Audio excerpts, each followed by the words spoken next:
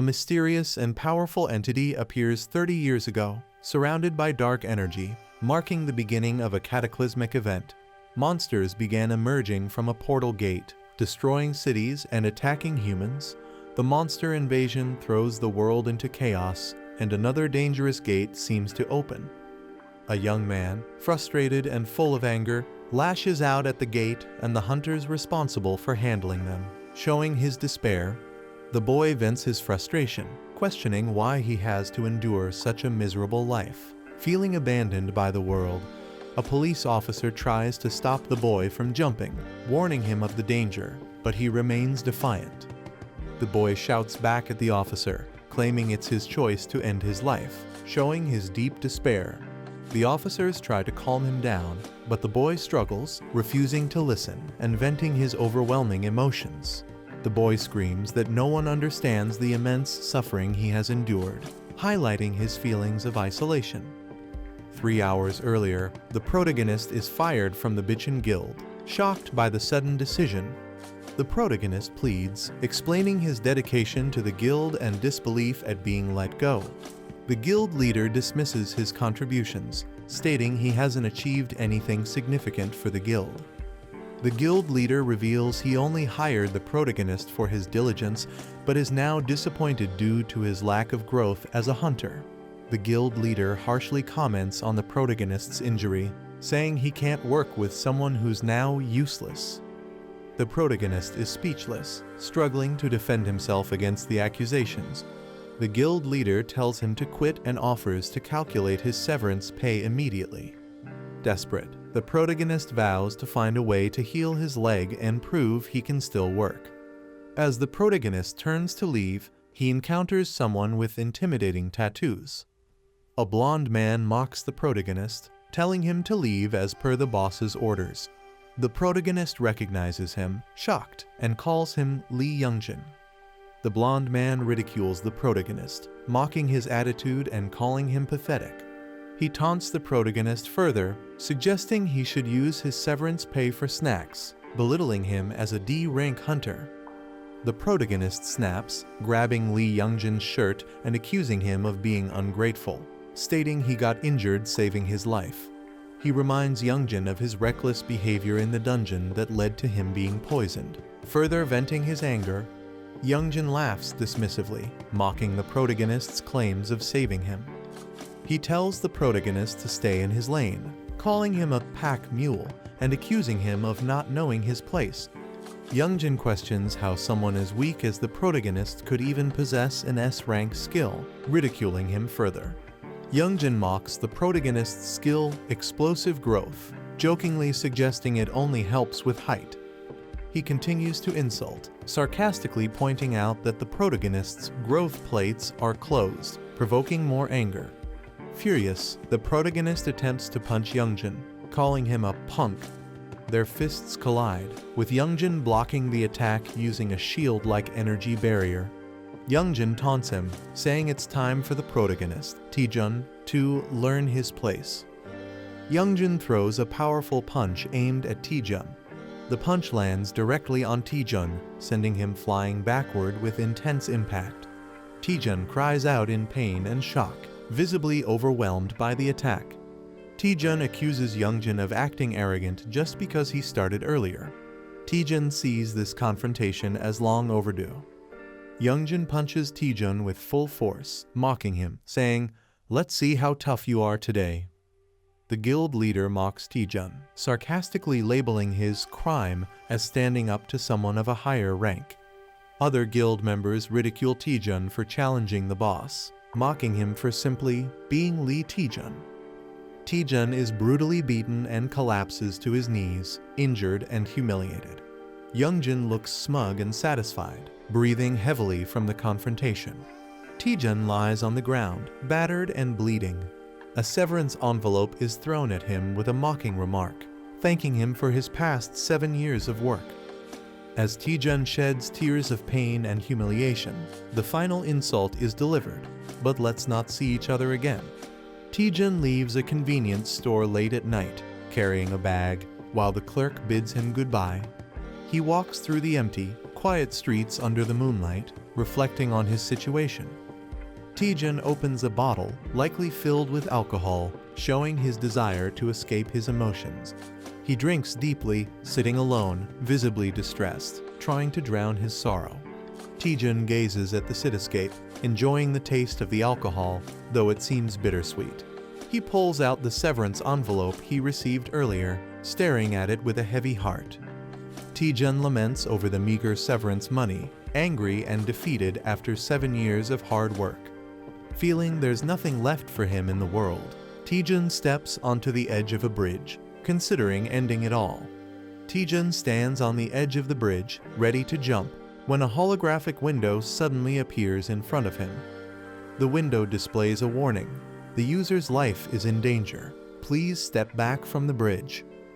Taejun sarcastically responds, questioning why the system suddenly cares about his life now. He angrily addresses the system, blaming it for his suffering over the past 7 years. Taejun punches the holographic window in frustration, blaming the useless skill it gave him. He continues to vent his rage, criticizing the explosive growth skill for failing to improve his stats and questioning how he's supposed to survive with it. The warning reappears, urging him to step back from the bridge, but Taejun remains furious. A red warning appears, stating, "Initiating strike due to baseless violent actions by the owner." Taejun breathes heavily, his emotions boiling over. Laughing hysterically, he mocks the red warning from the system as rain pours down. Taejun challenges the system, sarcastically inviting it to strike him, calling it useless for failing to explain skills properly. In a fit of rage, Taejun hurls his bottle and attacks the holographic warning, shouting for it to disappear. He slumps in defeat, trembling from the overwhelming emotions. Taejun reflects bitterly, lamenting that no matter how hard he tries, nothing changes. He accuses the system of ruining his life, blaming it for not explaining his skill correctly from the start. Taejun screams at the system, enraged that it dares to dictate his actions, even denying him control over his own life. The police are trying to calm Taejun, urging him to come down and talk. Taejun yells at the officers, venting his frustration and expressing his suffering, standing on the edge of a railing. Taejun loses balance, his foot slipping off the railing. Taejun begins falling, looking shocked. As he falls from the bridge, he contemplates his imminent death, thinking, "This is how I die." Taejun reflects that maybe dying is better, given the misery of his current life. A mysterious system or entity acknowledges Taejun's complaint and initiates his transfer to the administrator's server. Taejun is enveloped by a glowing light, likely signifying his transportation to a different realm or scenario. Taejun is surprised and confused as glowing blue digital patterns start surrounding him.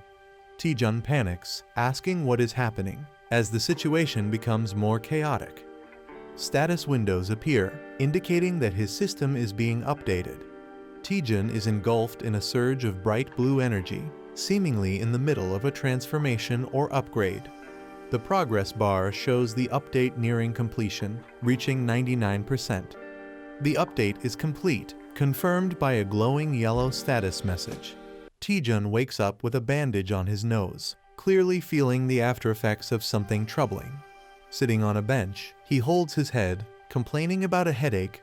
Reflecting on his actions, he regrets drinking too much alone the previous night and vows not to drink again. Taejun recalls falling and suspects something unusual happened.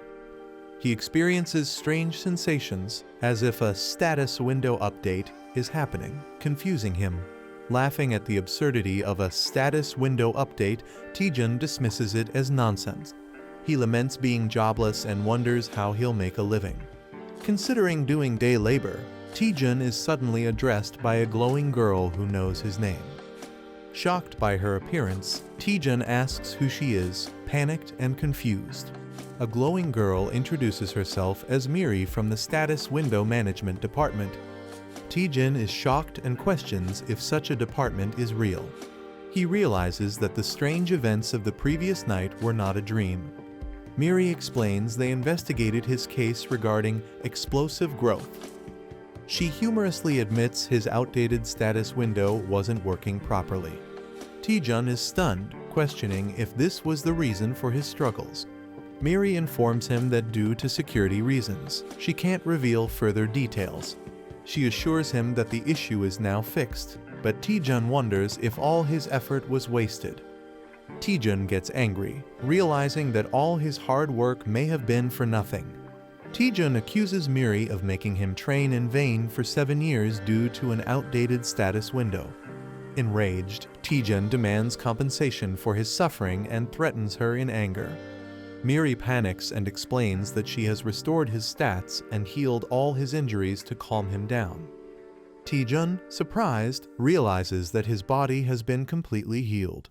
He checks his condition and finds himself in perfect shape, questioning how Miri achieved it. Miri hints that a special trigger is required to activate his explosive growth but cannot explain fully yet. She proposes a partnership to help Taejun achieve his potential. A sudden disturbance occurs as a massive gate opens in the city. A terrifying monster emerges from the gate, and people scramble to call the suppression team to handle the threat. Taejun is shocked and questions how he is expected to deal with the massive monster. He accuses Miri of sending him to his death, while she tries to reassure him, claiming he can handle it. Miri optimistically tells him to give it a shot, saying, "Worst case, you'll just die," trying to sound encouraging. Taejun is left speechless by her casual attitude. The monster, identified as Venom Spore, is described as needing at least a B-rank hunter to defeat, even posing a challenge to skilled suppression teams. Miri promises that defeating the monster will trigger Taejun's explosive growth. Taejun debates whether to trust her or not, finding the task insane. Despite his hesitation, Miri insists the monster isn't in the best condition, trying to convince him further. Taejun remains silent, deep in thought, contemplating his next move. Taejun reflects that his life has always been full of challenges and hardships. He considers running away but feels weighed down by his current situation. Determined, Taejun questions why he is hesitating and resolves to act. Accepting the chaos in his life, he prepares himself for what's to come, reasoning that it can't get any worse. With newfound determination, Taejun confidently declares, "Fine, let's do this." As the suppression team leaps into action, Taejun decides to join them despite his fear. He charges toward the monster, aware of the danger but ready to face it. The venomous monster retaliates, releasing its toxic attack. Taejun counterattacks with fierce determination, unleashing a powerful move against the creature. Taejun successfully attacks the monster, splitting it apart with great force. A notification confirms that the quest, "A Small Step Forward," has been completed. Taejun activates the skill, Undaunted Experience CC, after his victory.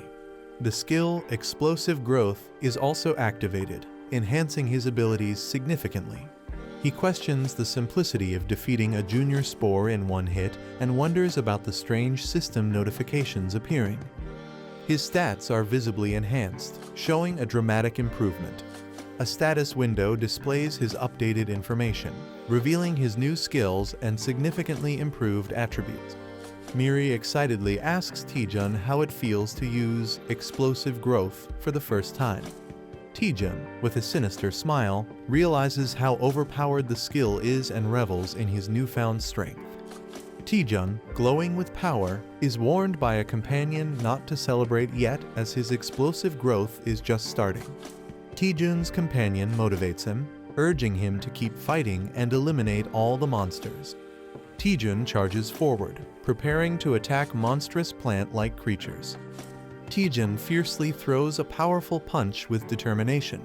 Taejun's punch explodes through the monster, splattering it in a burst of energy. Taejun realizes the massive stat boost he gains from defeating each monster, calling it a jackpot skill. Taejun's Explosive Growth skill activates multiple times as he fights, significantly enhancing his stats. Taejun leaps into action against monstrous creatures, evading their attacks while green energy splatters around. Taejun confidently thinks that at this growth rate, He'll surpass B rank and even stronger levels soon. Taejun envisions himself becoming stronger than an A rank hunter as he faces towering enemies. The scene shifts to a peaceful city setting, possibly hinting at where the battle is happening.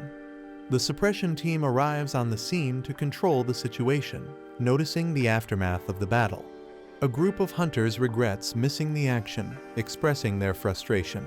One of the hunters notices Taejun and mocks him, calling him a loser. Taejun holds a glowing pink crystal, surprising others who wonder if he's acting strange or consumed something unusual. The group arrives at the scene, mocking Taejun and questioning if he even knows where he is. The blonde hunter taunts Taejun again, calling him pathetic and predicting his failure. Taejun realizes the group led by Youngjin is also here for the hunt, further complicating matters. Taejun appears cautious and confused, sensing something ominous around him. Taejun's expression shifts to a sly grin, possibly plotting his next move or preparing for a confrontation. Taejun thanks a member of the suppression team, reflecting on his current injured state. The suppression team member acknowledges Taejun's efforts, praising him for preventing a dangerous situation. Taejun laughs it off, modestly saying he was just doing his duty as a hunter. The blonde hunter and another person are shocked, realizing Taejun's true capabilities. A soldier praises Taejun for his incredible performance, saying they couldn't imagine handling the venom spores alone. The blonde hunter, surprised, questions if Taejun really did it all by himself. The soldier confirms Taejun handled everything alone and asks if there's an issue. The blonde hunter and his group are stunned and find it hard to believe Taejun's achievement. Taejun tells the group to leave and assures he'll explain everything later. The scene transitions to an abandoned building, indicating a new setting or upcoming event. The blonde hunter confronts Taejun, asking if he truly managed everything by himself. The blonde mocks Taejun, doubting that a D-rank hunter could achieve such a feat. Taejun remains silent, standing unfazed despite the insult. A glowing notification startles Taejun, hinting at a new event or quest. Taejun reads the quest details, which challenge him to teach the disrespectful juniors a lesson in exchange for an A-rank skill. Taejun realizes the reward is an A-rank skill, a significant opportunity for him. Taejun smiles darkly, thinking about how he can get both revenge and a skill by completing the quest. Taejun apologizes sarcastically to the group, preparing to take action. Taejun sarcastically apologizes and asks if they mind if he beats them up. The blonde hunter is stunned and confused by Taejun's statement. Taejun dramatically pretends to cry, saying he's not good at sugarcoating things. Taejun repeats his challenge, asking once more if he can teach them a lesson. The group mocks Taejun, thinking he's gone mad or joking around.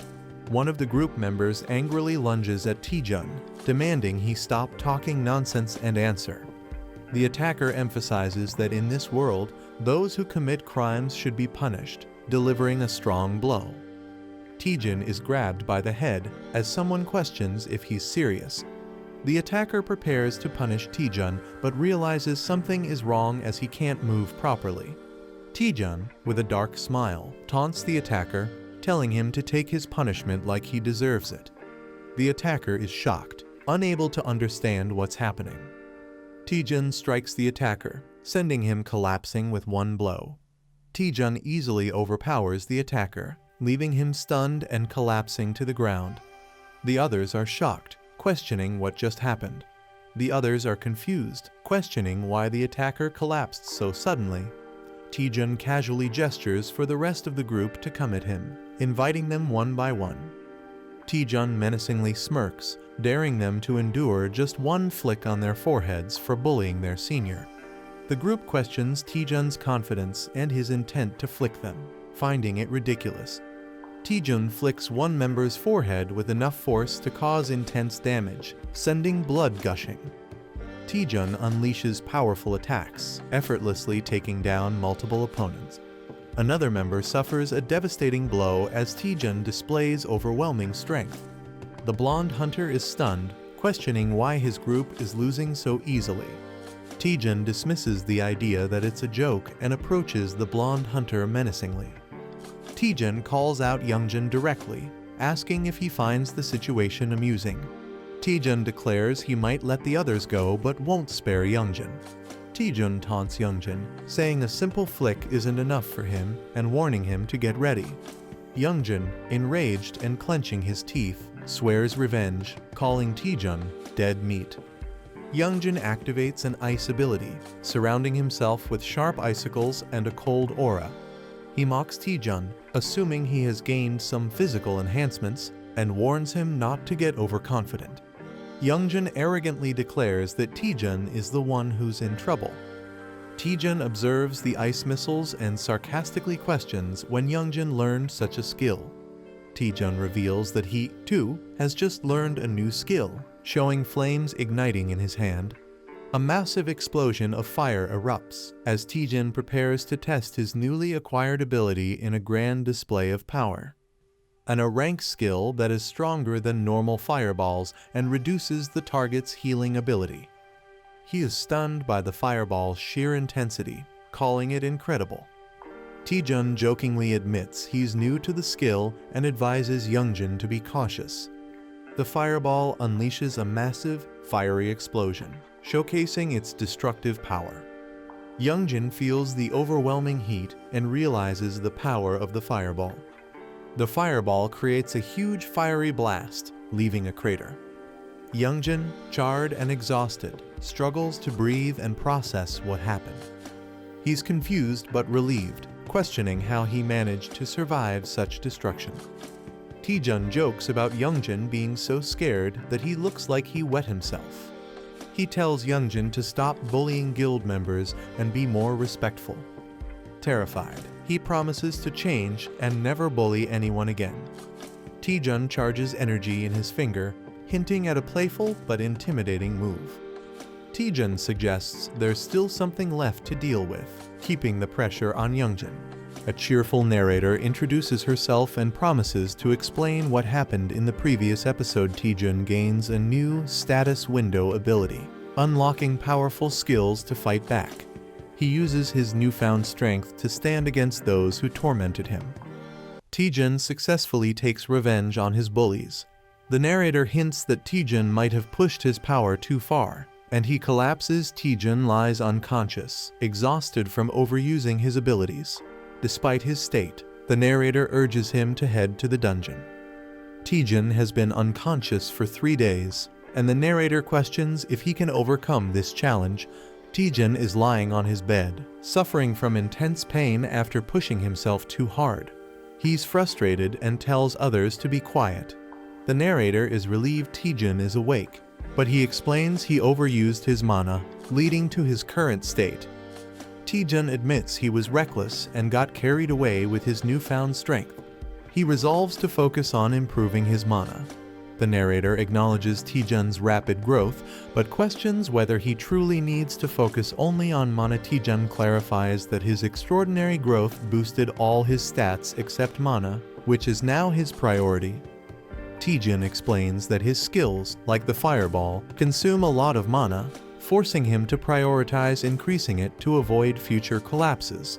The narrator wonders if there's a specific way to raise just his mana more efficiently. Taejun notices that he has a set recovery time of 8 hours and 30 minutes before he's back to full strength.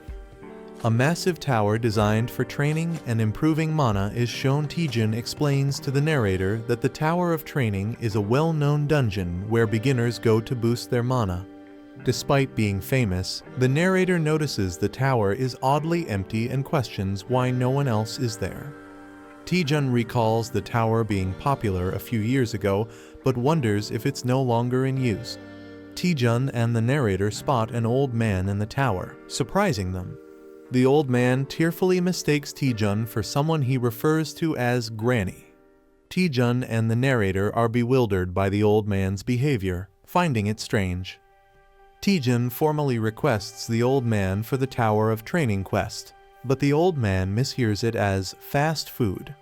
Taejun clarifies he's talking about a quest, not fast food, but the old man misunderstands again. The old man finally understands Taejun is here for the tower's quest. The old man agrees to guide Taejun and the narrator through the tower of training. The narrator feels uneasy about the situation, but Taejun reassures her, saying he's prepared.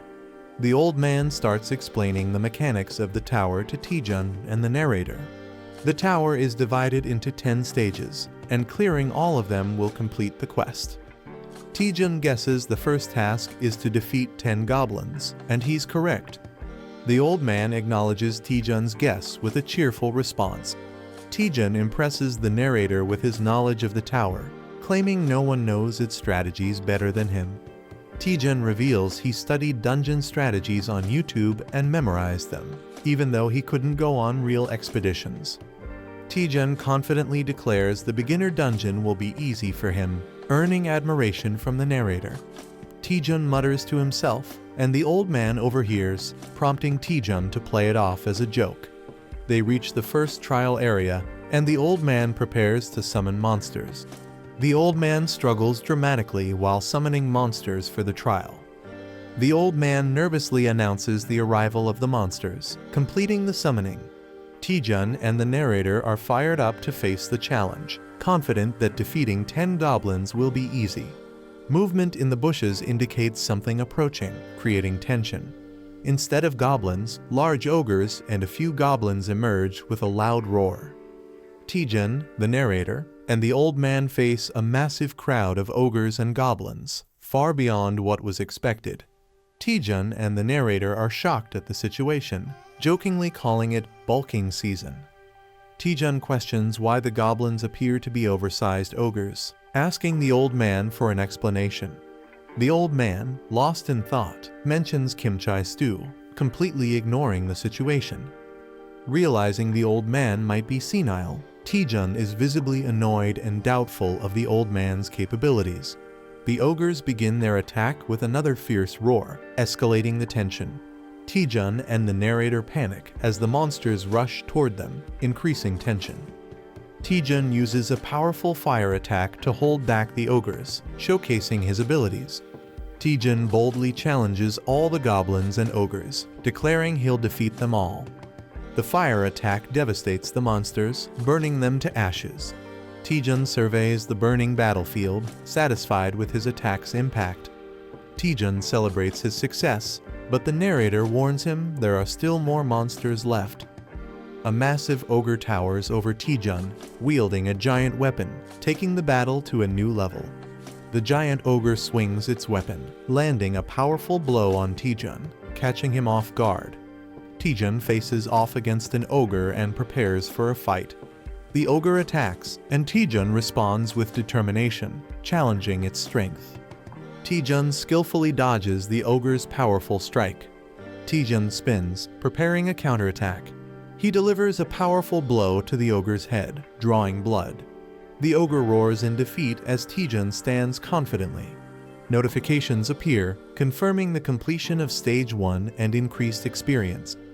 The old man, impressed by Taejun's swift completion of the first stage, acknowledges his achievement while flames blaze in the background. Taejun looks surprised but takes in the comment. The old man teases Taejun, suggesting the first stage was easy. Taejun nervously pretends it was harder than it seemed, masking his frustration. The old man casually suggests moving to the next stage, frustrating Taejun. Monsters appear, stronger and in overwhelming numbers, challenging his mental resilience. Taejun faces a giant beast, feeling the intense physical and mental pressure. Taejun realizes why no one dares to challenge this place anymore.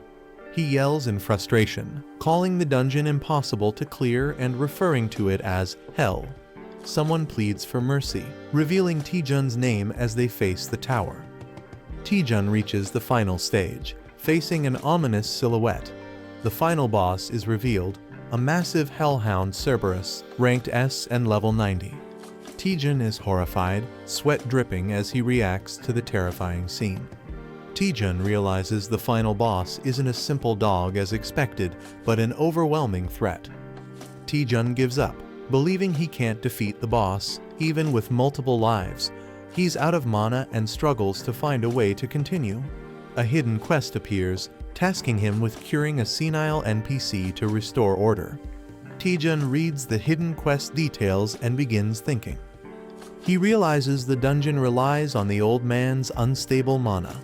The old man's loss of mana control causes the monsters to grow stronger. Taejun decides that if he can return the old man to normal, he can clear the dungeon. Taejun shares his plan with the spirit, but he's uncertain if it will work. Taejun gathers his resolve, deciding to give it a shot. He recalls that uncontrolled mana can drive powerful mages insane. Taejun notices the tangled strands of mana in the old man's mind. Taejun approaches the old man, ready to act. The spirit is shocked and asks Taejun what he's doing. Taejun channels his focus, preparing to fix the old man's mana. He starts calming the old man, who begins to relax. Taejun jokingly calls it nirvana, while continuing his task. Taejun redirects the scattered mana back into the old man's head, stabilizing him. Taejun checks on the old man, determined to fix the broken mana flows. A massive pink energy blast emerges, alarming the spirit. The pink energy intensifies, threatening Taejun and the old man. Taejun desperately shields the old man, bracing himself. The energy surges out of the tower, creating a massive explosion. The old man regains consciousness, apologizing for the trouble caused by his body. The old man transforms into a muscular and revitalized version of himself. Taejun is shocked, questioning the old man's new appearance. The old man expresses clarity and refreshment, thrilled to be himself again. The revitalized old man confidently stands, emitting a powerful aura. A view from above shows the final battle arena, with the red beast still present.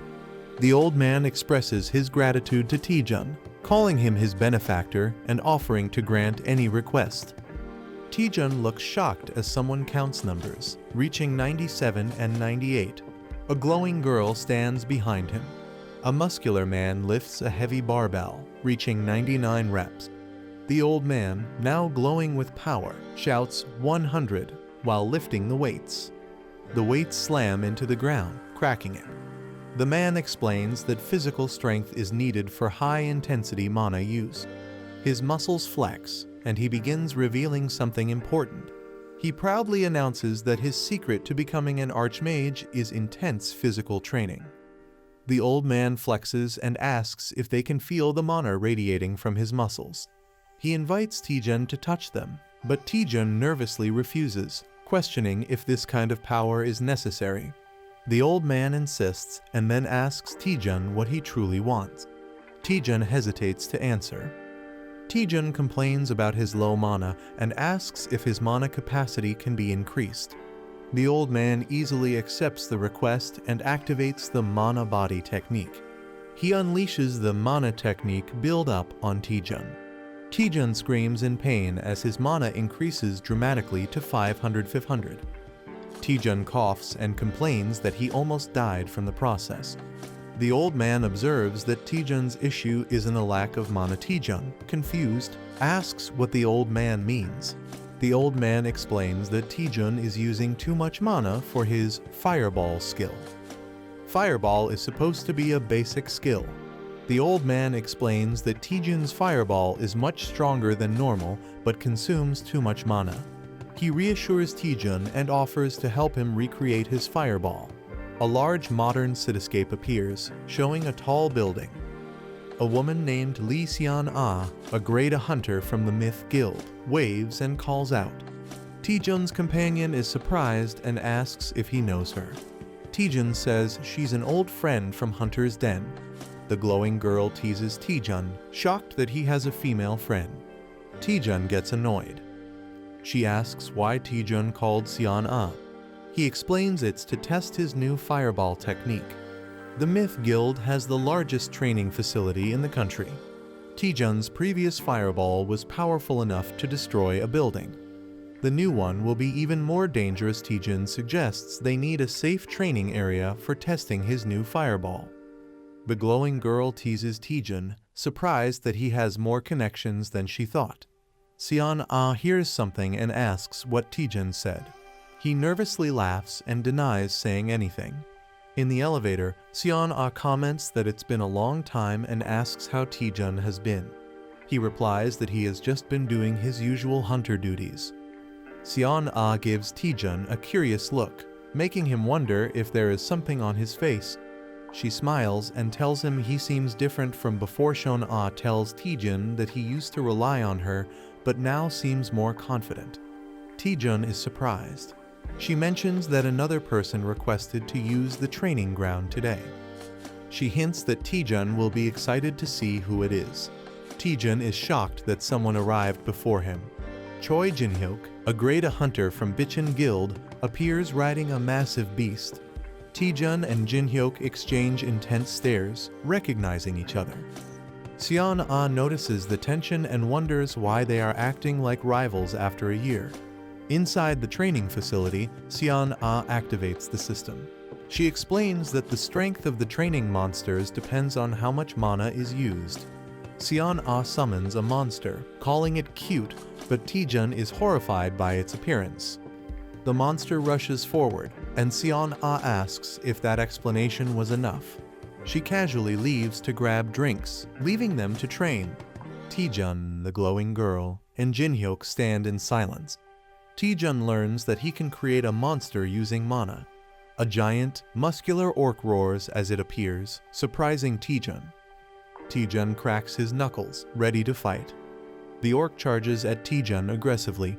Taejun focuses, preparing to counterattack with his fist. Taejun punches the ground, releasing a massive explosion of blue energy. A shadowy figure looms in the background. An ogre wouldn't even count as a warm-up. He considers summoning hundreds more while Taejun prepares for battle. Taejun, lying down, suspiciously asks, "It was you, wasn't it?" The other person responds in confusion. "What?" Choi Jin-hyuk glares at Taejun and accuses him. "Don't play innocent. You're the one who messed up the guild juniors, aren't you?" A battle scene flashes in the background. Taejun stands silently, looking slightly concerned or confused. Someone walks forward and says, "At first, I didn't want to believe it, but now that I look at it, it's true." Their steps echo in the empty space. Choi Jin-hyuk confronts Taejun. "Have you awakened some new power? What are you doing now that you're so strong?" He looks frustrated. A furious Choi Jin-hyuk accuses, "You're beating up your own family members who used to eat from the same pot." His face shows anger and disappointment. Taejun's face darkens as he mutters, "Choi Jin-hyuk." His expression is filled with determination and rage. A flashback shows Taejun, Choi Jin-hyuk, and Lee Seon-ah enjoying a meal together at Hunter's Den. The text reveals that Choi Jin-hyuk was once one of Taejun's few trusted friends. Choi Jin-hyuk distances himself from Taejun as he joins the Bichon Guild and climbs the ranks, symbolizing their growing gap. Choi Jin-hyuk, now more powerful and confident, surrounds himself with strong allies. Taejun watches from afar, feeling left behind. His expression is colder, showing that he has become someone different from the friend Taejun once knew. Taejun, carrying a large backpack, looks troubled. The text states, "I'm no longer a friend," indicating his bond with Choi Jin-hyuk is broken. A deformed man arrogantly admits, "Yeah, I did it. So what are you gonna do about it?" His expression is mocking and unbothered. Choi Jin-hyuk is shocked as the same man dismisses the situation, saying, "So I roughed those punks up a bit, big deal." The deformed man continues to justify his actions. "They were the ones who messed with me first, weren't they?"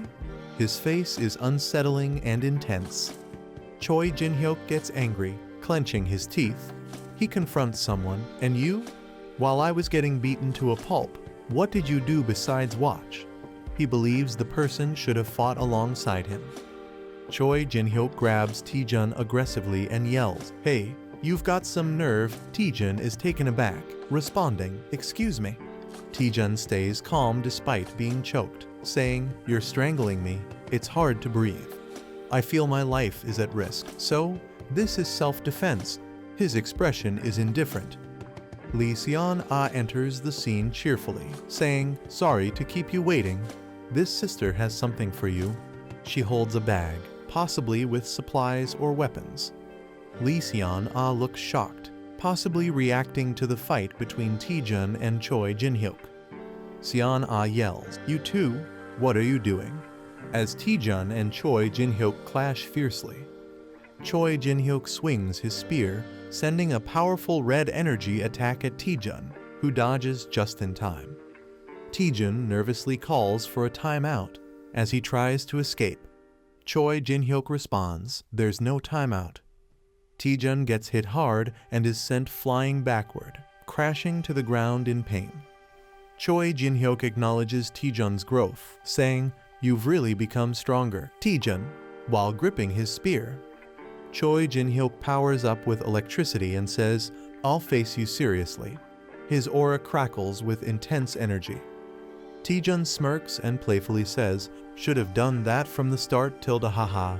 He downplays his injuries, calling it just a scratch. Choi Jin-hyuk gets frustrated and thinks, when did this punk get so good at taunting?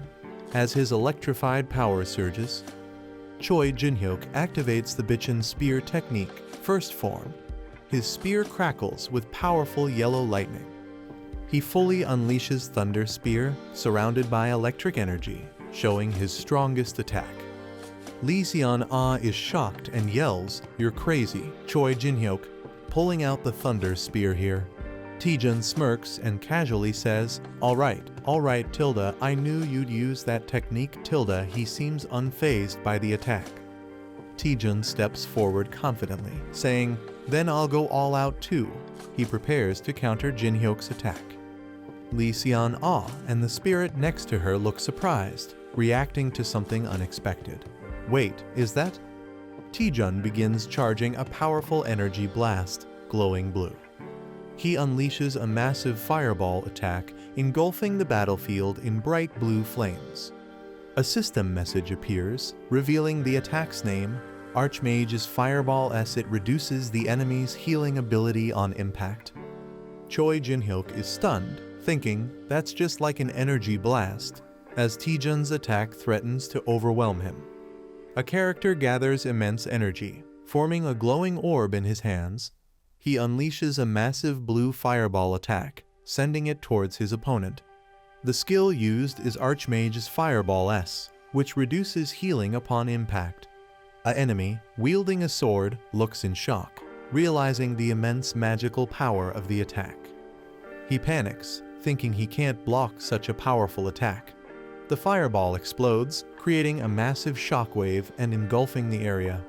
A mysterious mechanism activates, possibly a defensive tool. The explosion spreads, shaking the battlefield. Taejun, Lee Seon-ah, and Fighter all look in shock and fear *** at the overwhelming destruction. A mysterious figure appears, radiating powerful energy, and Taejun asks, "Who are you?" She is revealed to be Cha-Soo Hwyong, an S-rank hunter and the vice president of Myth Guild. She scolds Taejun, saying his reckless attack could have caused a serious accident. Taejun, feeling guilty, nervously explains that he miscalculated the power since it was his first time using the skill. The fighter sees the situation and thinks Taejun is in serious trouble. Cha-Soo Hwyong, in a dramatic moment, intimidates Taejun, making him sweat. However, instead of punishing him, she suddenly offers Taejun a chance to join Myth Guild. The blonde-haired fighter is shocked and furious, unable to believe it. It's revealed that Cha-Soo Hwyong is one of the strongest hunters in the country, making her offer a huge deal. Cha-Soo Hwyong officially offers Taejun a scout proposal, recognizing his talent. She admits she has never seen a fireball that powerful before and praises Taejun for pushing basic skills beyond their limits. She repeats her offer with an eager smile, showing genuine interest in recruiting him. Taejun is shocked but intrigued, realizing how rare it is to receive such an offer from the Myth Guild. Lee Seon-ah is overjoyed, feeling that Taejun's skills are finally being recognized. It's revealed that Myth Guild is one of the top 4 major guilds in Korea, alongside Hongik, Longhwa, and Chunjeon. Taejun considers the offer, thinking that joining Myth Guild would be a huge advantage for him. Cha-Soo Hwyong emphasizes that a true hunter must constantly train and overcome their limits. Taejun recalls his earlier excitement, remembering that he wanted to duel today to test his own limits. Choi Jin-hyuk looks confused, denying that he ever agreed to duel Taejun. Taejun, fired up, reflects on his fight with Choi Jin-hyuk, realizing something important. He sees Jin-hyuk as a massive mountain he cannot overcome yet, symbolizing his current limits. Determined, Taejun refuses the guild offer, stating that he still has mountains to climb before joining. Jin-hyuk is shocked and frustrated, wondering what Taejun is even talking about.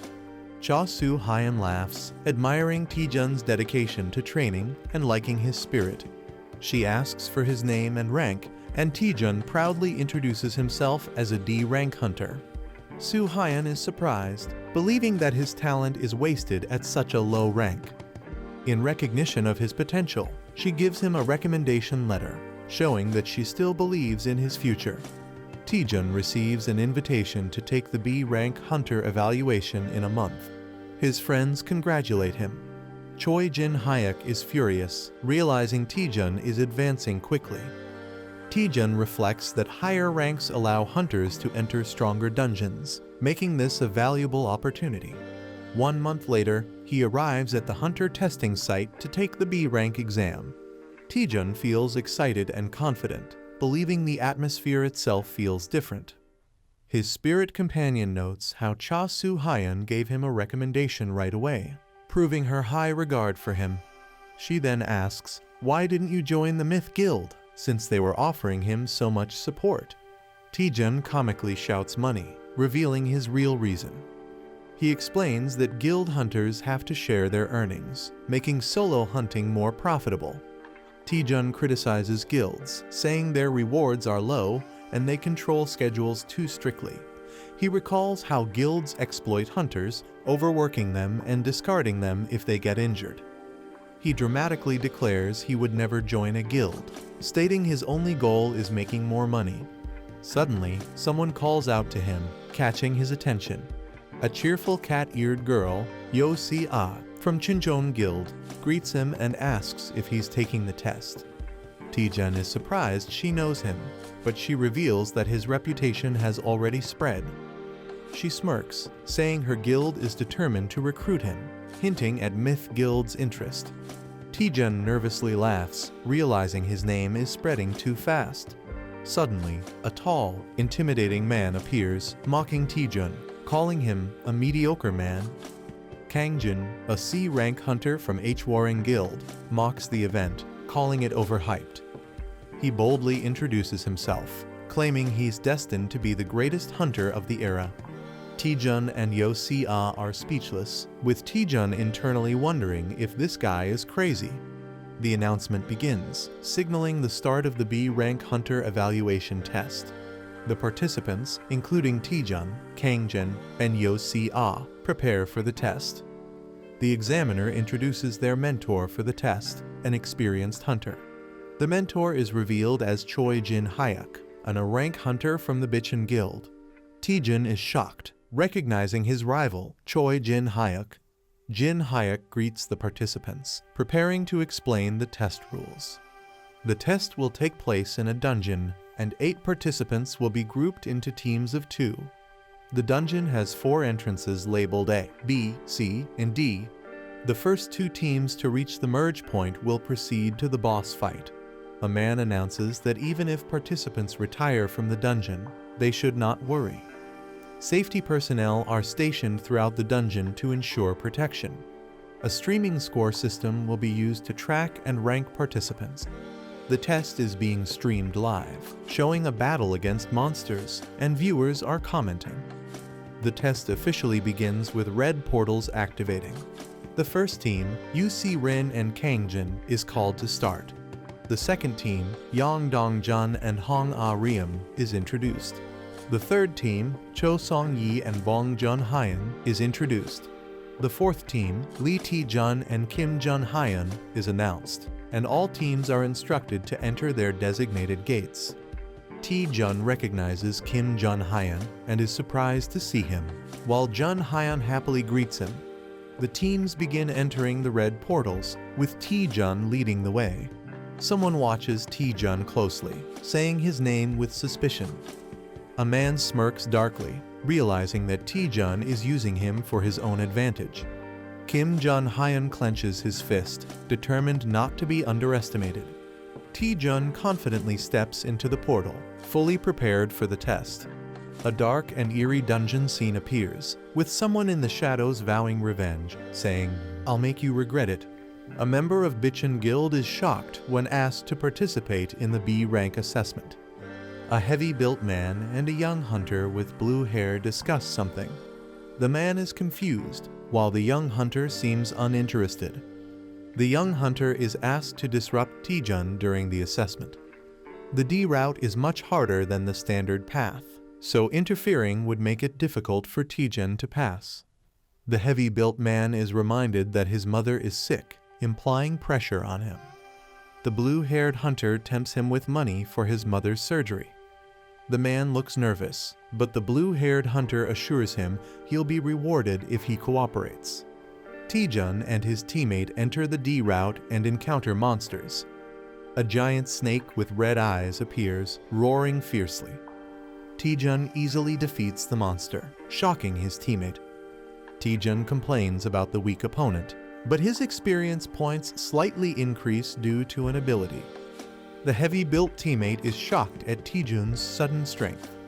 He reflects, realizing that Taejun became much stronger in a short time. Taejun and his teammate were both in a weak position within the Bitchin Guild, but Taejun never gave up.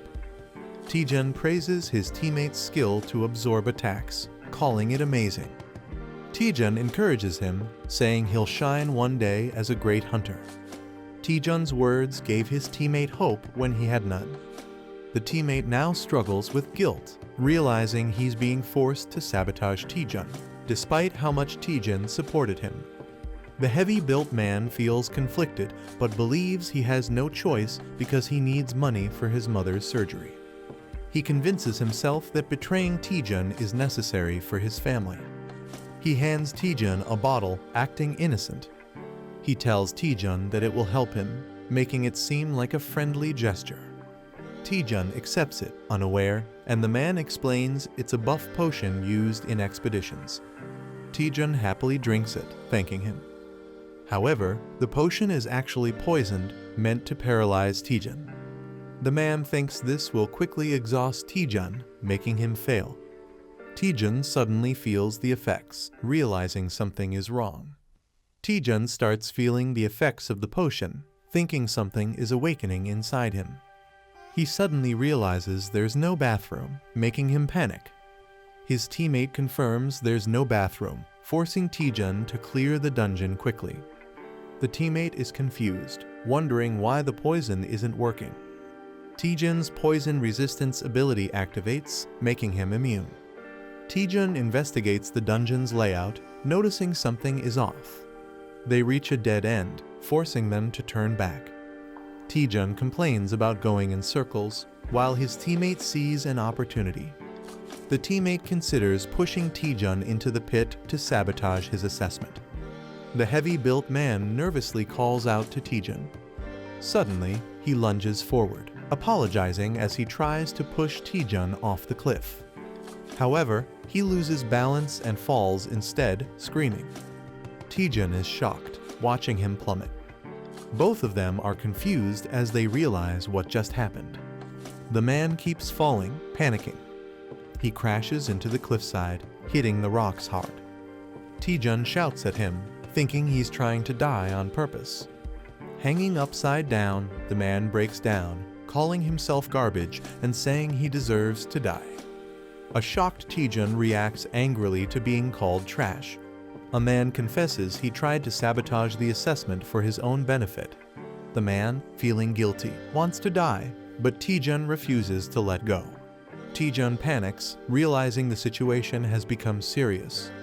Taejun considers moving closer, thinking no one is watching his live stream. Taejun is surprised to see 10 viewers on his live stream. Taejun scrambles, not wanting viewers to see him in a humiliating state.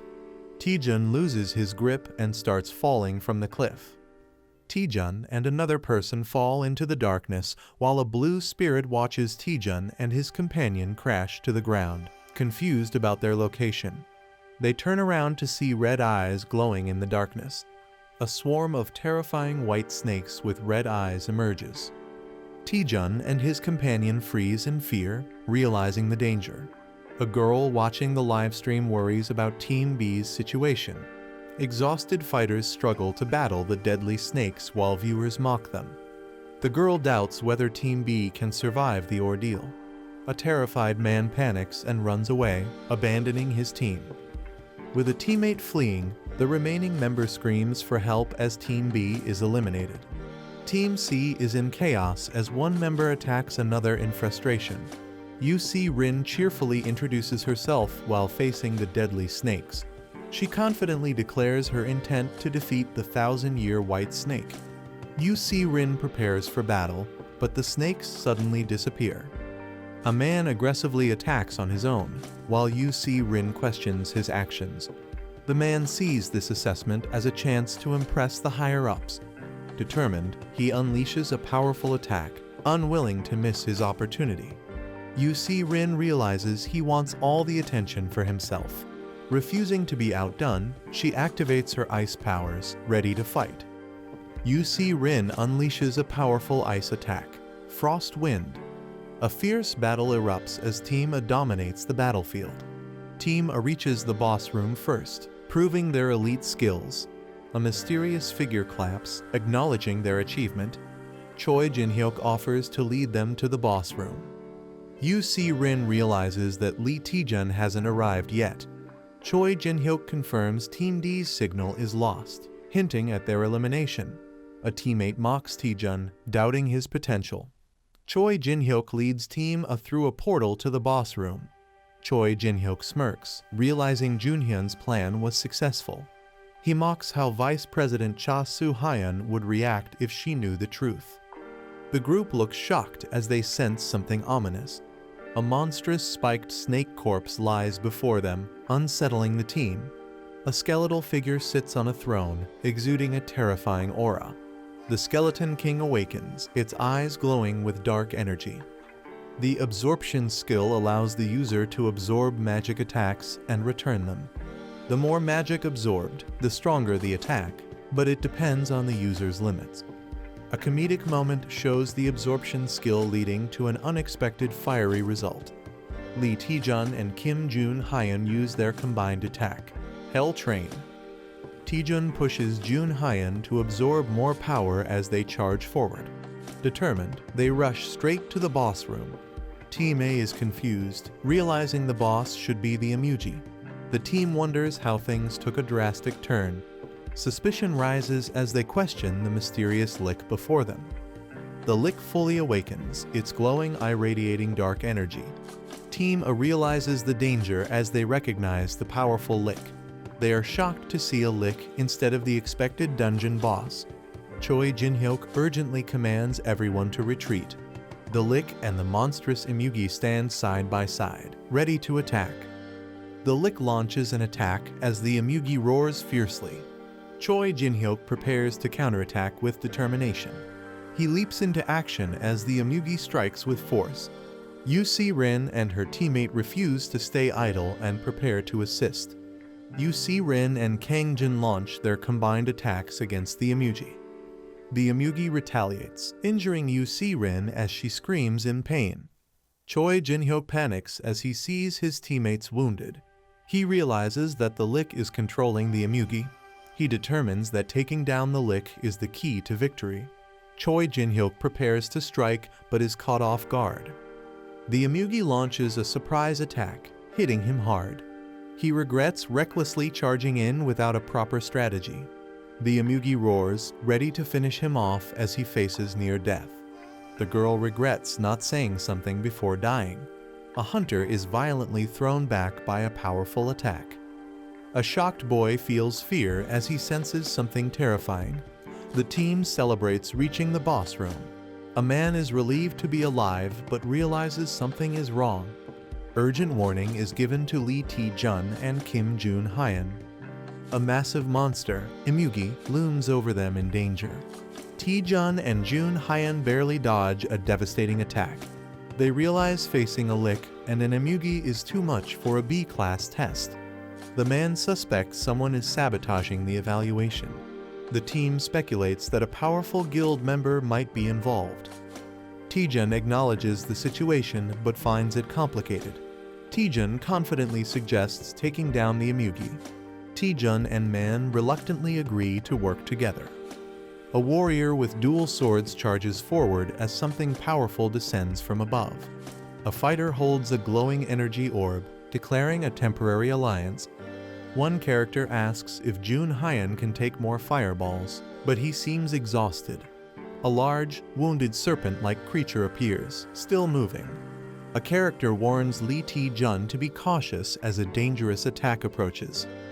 The fighter with the glowing orb confirms that he also sees the danger. A massive 20% fireball attack is launched toward the enemy. A massive blue energy dragon appears, roaring fiercely. A warrior activates Divine Spear Technique, second form, preparing to attack. The warrior unleashes a powerful spear technique, cutting through the air. A lick with a flaming purple staff stands atop a defeated beast. Yu Si-rin and Hangjin see the lick is vulnerable and prepare to strike. Hangjin charges at the lick while it casts an attack. Hangjin declares he won't miss his opportunity to attack. He delivers a powerful ice punch straight at the lick. A fighter asks Jun Hyan for one last favor, believing they can't lose as a team. Lee Taejun and Kim Jun Hyan activate a collaborative attack. Hell Train attack is unleashed, surging with immense energy. The enemy is frozen solid, trapped in ice. A fighter questions if they've finally defeated the enemy. The entire group looks shocked, realizing something unexpected. The lick survives the attack, unaffected by their efforts. The lick counterattacks, summoning deadly energy spikes. Two fighters are impaled, unable to escape. More allies are struck, screaming in pain. The team is injured and trapped by ice spikes, realizing the lick seems immune to damage. A fighter questions their lack of knowledge about the lick, wondering if they missed something. A mysterious manager appears, glowing with energy. The manager jokes about struggling to download an app. She suggests using a map hack key to fight more effectively. Taejun is shocked by the mention of a map hack as dungeon information starts loading. The system analyzes the dungeon, revealing details about its structure and enemies. Parsley navigation activates, displaying a virtual map. Taejun is confused by the new system's function. The manager explains that Parsley navigation reveals dungeon secrets, enemy patterns, and rewards. She has also installed more apps, advising Taejun to use them in battle. Taejun realizes this is beyond a normal map hack, calling it a game-changing ability. The dungeon's original boss was supposed to be a B-class emugi, but something changed. Taejun questions what the lick really is, as it wasn't supposed to exist. The Parsley translator activates, revealing that the lick, Eratus-chan, is excited. Taejun senses something terrifying, feeling uneasy. He asks the manager what's happening, suspecting a system bug. Eratus-chan thanks a contractor, hinting someone summoned it. Taejun realizes the translation is working fine, but something feels off. He questions if someone forcibly summoned the lick. Taejun checks on Choi Jin-hyuk, who barely avoided a fatal injury. Taejun claims he found the lick's weakness. Jin-hyuk is shocked but doesn't get a full explanation. Taejun asks him to trust and cooperate. Jin-hyuk hesitates, but the situation forces him to follow Taejun's lead. Jin-hyuk agrees to cooperate, asking what to do first. Taejun smirks, deciding to provoke the enemy first. The group taunts the lick, calling it out. Taejun makes a crazy face, mocking the lick. The lick gets enraged, preparing to attack. It unleashes a powerful dark spell, vowing to kill them. The group prepares for a counterattack, seeing this as their moment. A massive energy strike is unleashed, aiming at the enemy. The team survives the lick's deadly attack. Taejun realizes he can predict the lick's attack patterns. He gains confidence, knowing his strategy will work. Jun Hyan mocks the lick, laughing at its missed attacks. Taejun also taunts it, calling its attack a joke. The Lick counters with powerful purple fireballs. Taejun gives precise movement instructions to his team. The attacks explode, but they dodge successfully. Taejun remains focused, ready for the next move. The team is amazed that they dodged everything perfectly. A skeletal enemy acknowledges the protagonist's dodging skills and prepares a stronger attack. The enemy unleashes a massive attack, covering the battlefield in dark energy and sharp projectiles. A panicked ally questions how they are supposed to dodge the incoming attack. A system or skill activates, with glowing barriers appearing around the characters. The protagonist realizes that the attack is unavoidable, covering the entire dungeon. The enemy's powerful skill, Death's Requiem, is fully unleashed. The enemy mocks the group, calling them foolish. The protagonist counters, saying if they keep dodging, the enemy will just use an undodgeable spell. They prepare to strike back. Someone realizes the enemy is on skill cooldown, a crucial moment for counterattack. The enemy is shocked, realizing they won't survive the counterattack. Chaos unfolds as the powerful attack shakes the battlefield, with everyone struggling to understand what's happening. The wide area attack grows stronger towards the edges, but its power weakens closer to the center. Taejun realizes the attack's weak point using his Parsley navigation ability. Using this knowledge, he moves toward the center, reducing the damage taken. UC Rin steps in, using her ice magic to counterattack. She casts Frost Wind, freezing the skeletal enemy. The enemy acknowledges their effort but remains unfazed. The group realizes their attacks are ineffective, but they decide to focus on restricting the enemy's movement. The battle continues, and one of the characters asks for backup *** to cover the rear. The skeletal enemy is confused, calling out for someone named Hwyong. The enemy realizes something is wrong, looking shocked. It is revealed that the Lick was summoned through a contract, using the contractor's sacrifices as hosts. Until the host body is destroyed, the Lick remains immortal. Taejun finds the real body of the Lick, hidden behind a magical barrier. The team understands they must destroy the object sealing the Lick to stop its summoning. The Lick is enraged, accusing them of deception. The Lick charges furiously at Taejun, vowing revenge. The Lick attacks with its massive scythe, showing its full power. Taejun looks shocked as the battle intensifies. Choi Jinhyuk charges at the Lick, taunting it to stay and fight. Jinhyuk, enraged, blocks the Lick's movement, refusing to let it escape. He strikes fiercely, stopping the Lick's attack. The Lick screams in pain, showing its vulnerability. The team restrains the Lick, urging Taejun to finish it off. Taejun thanks Jinhyuk, preparing for the final blow. The Lick panics, trying to stop Taejun from reaching its core. Taejun delivers a powerful punch, aiming to destroy the Lick's true body. The punch lands with massive force, shaking the entire battlefield. The Lick is weakened, gasping in exhaustion. The sealed chest, which is the Lick's true core, remains intact. Taejun finally finds the chest, preparing to destroy it. Bloodstained, dual-wielding spears, fighting skull with purple flames. Mystery, potential weakness mentioned by Taejun. Injured, shocked, searching for something inside. Speaking unknown language, reacting, resisting attack. Skull reacting aggressively, chaotic energy, others affected. Surprise discovery, secret exposed. Observing, mysterious presence, tension rising. Holding a treasure chest, taunting with excitement. Reacting to Taejun's unexpected ability to understand ancient language. Holding a treasure chest, smug expression, spirit companion behind. Explaining contract-bound status, reacting nervously. Dismissing concerns, confident in contract control. Doubting Taejun's abilities, disbelief. Questioning his ordinary status, asserting dominance. Sacred relic, magical significance, hidden knowledge. Doubting Taejun, realization setting in. Overwhelming presence, contract-breaking possibility. Reluctant agreement, forced cooperation. Offering wishes, tempting.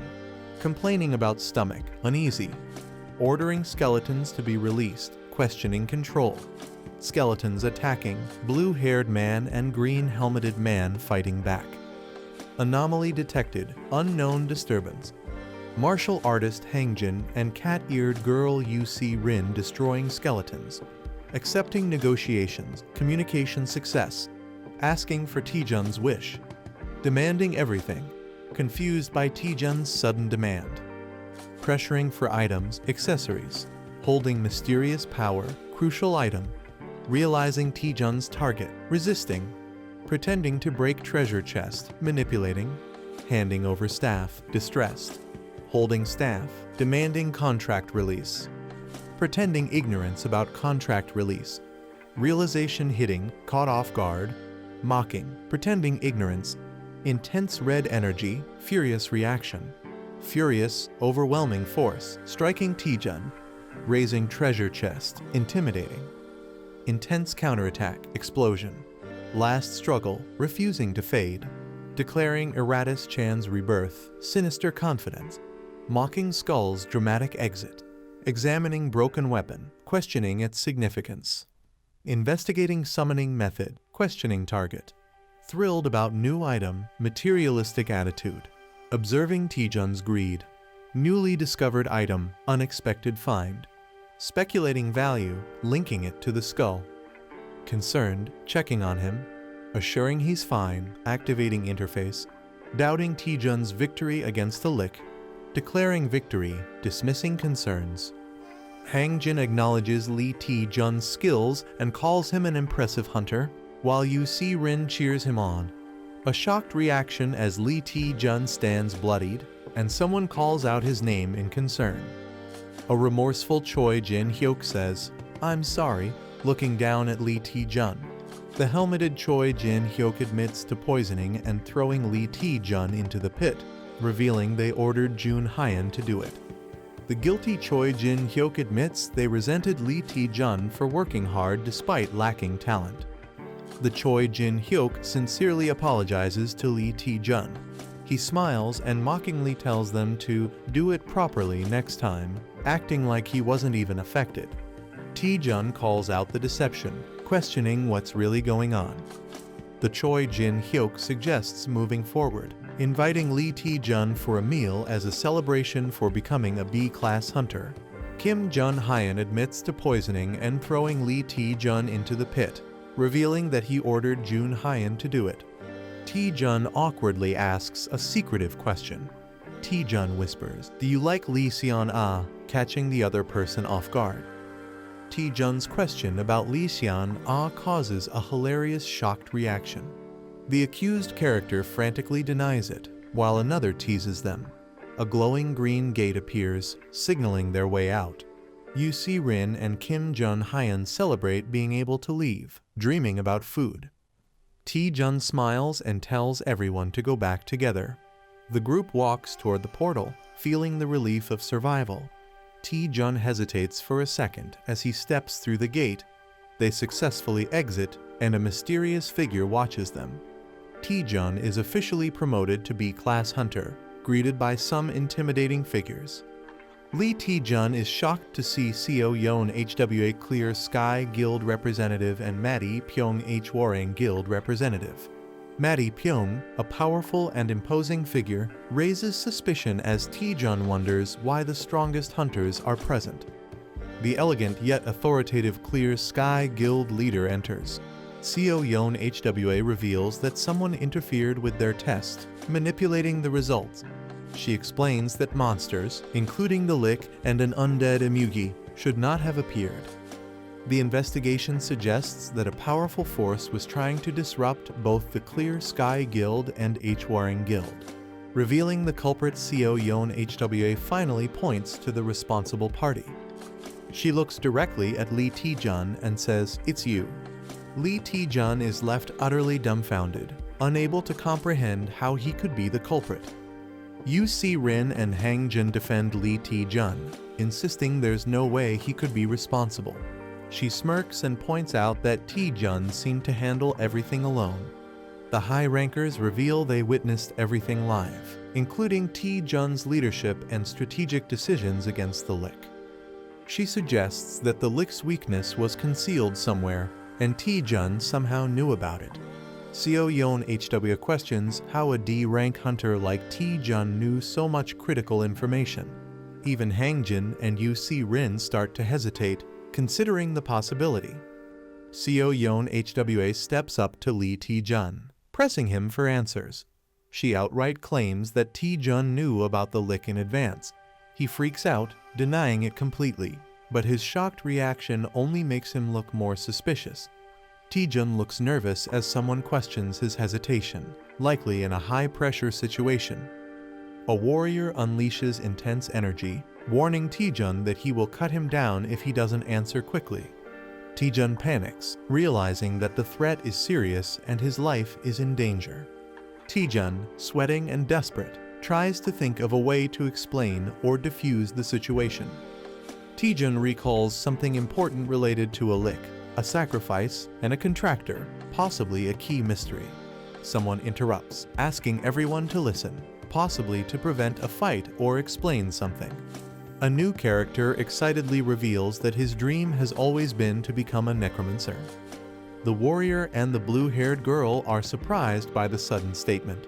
The character explains that he has studied undead creatures since childhood, knowing their abilities and weaknesses. Taejun proudly reveals that he figured out the Lick's hidden weakness. A woman doubts Taejun's claim and questions its validity. The others, including the red-haired warrior, react in surprise to what Taejun shows them. Taejun presents a severed finger found in a sarcophagus, proving someone made a contract with the Lick. Taejun explains that the Lick wasn't a natural dungeon boss. Someone summoned it to interfere with the test. Taejun argues that the Lick obeys its contractor, meaning he and the other attacked hunters aren't responsible. The woman acknowledges Taejun's logic and accepts that the real culprit must be someone else. The warrior demands to know who the culprit is, suspecting the Dark Magic Guild. A dramatic moment as the mystery is about to be solved. Taejun boldly announces that the culprit is among them. Taejun asks everyone to check the hands of those nearby. People start showing their hands, nervously accusing each other. One man hesitates and appears nervous. The true suspect is exposed as the owner of the severed finger. She is impressed and questions how Taejun figured it out. Taejun casually jokes that he learned this from detective manga. She looks completely stunned and exhausted by Taejun's reasoning.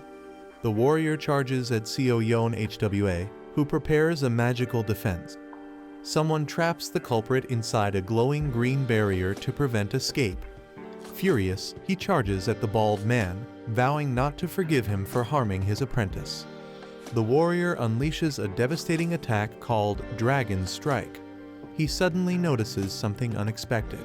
The bald man appears lifeless, making others question if he took his own life. The warrior orders the body to be sent to the Alliance headquarters. He instructs his men to investigate the suspect's origins. The woman realizes that someone is using dark magic to target multiple guilds. She vows to uncover the mastermind behind the attack. The woman apologizes to Taejun for misunderstanding him and promises to repay him. Suddenly, Taejun faints and falls to the ground, shocking those around him. Taejun lies exhausted, realizing he has completely run out of mana. He starts regaining consciousness, wondering where he is. Taejun sees Choi Jin-hyuk and Lee Seon-ah looking at him with concern. Taejun wakes up in a hospital bed, surprised to see them there. Seon-ah says she came because she was worried, while Jin-hyuk jokingly says he just wanted to see if Taejun was still alive. She questions how much he pushed himself to collapse like that. They mention that Taejun made a huge impact in the B-rank exam, surprising him. News about Taejun defeating the Lick spreads all over the internet. He is surprised to see himself being praised in online discussions. Jin-hyuk feels overshadowed and claims Taejun wouldn't have succeeded without him. Seon-ah playfully argues that the video clearly shows Taejun doing all the work. Taejun enjoys the friendly banter, realizing it has been a while since they talked like this. The representative makes an unexpected entrance. Taejun and his friends are shocked to see her there. Seo Yeon HWA reveals that she owns the hospital. She explains that Taejun was taken to their guild's hospital and that she owes him a debt. The cat-eared girl happily reminds Taejun that he saved her. She dramatically expresses how much she cherishes Yu Si-rin, making Taejun question the word precious. Seo Yeon HWA prepares to fulfill any request Taejun has. She leans in, confidently stating that she will grant Taejun anything he desires. Seo Yeon HWA, the Vice Guild Master, offers to grant Hunter Taejun anything he desires. Taejun seems unsure about what to ask for, while his friends react in surprise. Seo Yeon HWA assures Taejun that he doesn't need to decide immediately since there's plenty of time. She walks away, telling Taejun she will be waiting in her office on the top floor until he recovers. With a warm smile, Seo Yeon HWA invites Taejun to visit her once he makes a decision. Lee Seon-ah excitedly hugs Taejun, amazed at how much he has grown. She reminisces about how he used to get lost in dungeons and praises his progress, while Taejun looks embarrassed. Choi Jin-hyuk watches the scene and jealously calls Taejun a lucky guy. Lee Seon-ah asks again if Taejun has decided on his request, but he still hasn't thought of anything. Taejun considers asking for a magic-related item since Seo Yeon HWA is a top-tier wizard hunter. Taejun considers asking for a magic-related item. He realizes that recovery is more important right now and decides to think about it later. Lee Seon-ah cheerfully gives him a drink to help him recover faster. She and Jin-hyuk decide to leave, making plans to head out. A mystical spirit comments that Taejun has a lot to think about.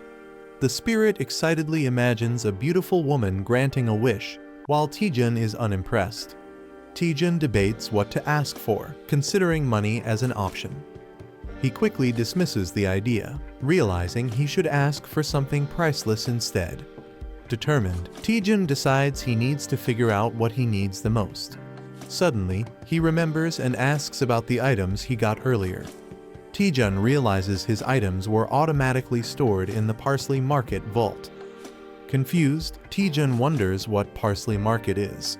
The spirit excitedly acknowledges that Taejun is finally asking about it. Parsley Market is revealed as a massive second-hand trading platform with over 100 million users. It has users from various dimensions, offering a wide range of items at reasonable prices. The platform provides no currency exchange fees, membership rewards, and secure transactions. Taejun is shocked to learn that even people from other dimensions use it. The spirit encourages him to try it out, while Taejun realizes he has unique access on Earth. Taejun understands his advantage. He can buy artifacts from other dimensions and sell Earth items exclusively. Excited, Taejun realizes he has the opportunity to monopolize the market. Taejun gets greedy, imagining the money rolling in, while the spirit looks unimpressed. Excited, he decides to connect to Parsley Market and collect amazing items. Taejun initiates the connection, pressing the screen. The system begins analyzing his body and player data as he connects. Taejun is amazed as he enters a bustling marketplace filled with unique beings. A dwarf vendor offers a fully enhanced dragon skin shield for 1.8 likely currency. Another seller offers arcana gems, asking for offers first. Taejun compares it to a generic mobile game, while the spirit encourages him to explore. He approaches the dwarf vendor and asks to check item prices. The dwarf happily invites Taejun to take a look at the dragon skin shield. The Dragon Shin Shield Plus 13 is a powerful B-rank shield made from dragon scales, priced at 18,000 parsley coins. Taejun questions the currency value, asking how much 18,000 parsley coins is worth. The spirit excitedly reveals that 18,000 parsley coins equals 240,000 magic stones. Taejun is shocked, realizing that 240,000 magic stones is worth over 1 billion won. He wonders if there's a cheaper item, but the spirit explains that 18,000 parsley coins is the market average. disappointed. Taejun realizes he can't afford anything.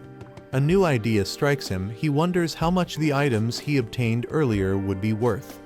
Taejun approaches a vendor, pretending to be a newbie, and asks for a price check. He shows the vendor an unusual item and asks for its value. The vendor examines it closely, getting ready to determine its worth.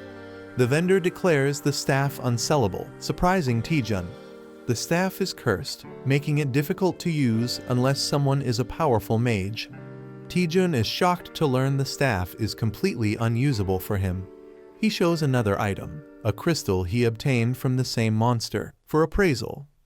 The vendor values it at only 10 parsley coins, leaving Taejun frustrated at how worthless it is. Taejun feels disappointed, but the spirit encourages him to take things slowly. A mysterious figure approaches, asking Taejun for a trade. A demon lord offers a trade, requesting to examine the crystal. Taejun thinks it's just junk, but the demon lord insists he accepts the trade. The demon lord is pleased, revealing that with enhancements, the crystal will become valuable, and he even offers to cover the costs. Taejun excitedly accepts the demon lord's offer, thinking it's a great deal. The demon lord reveals a condition: if the enhancement fails, Taejun must cover all costs.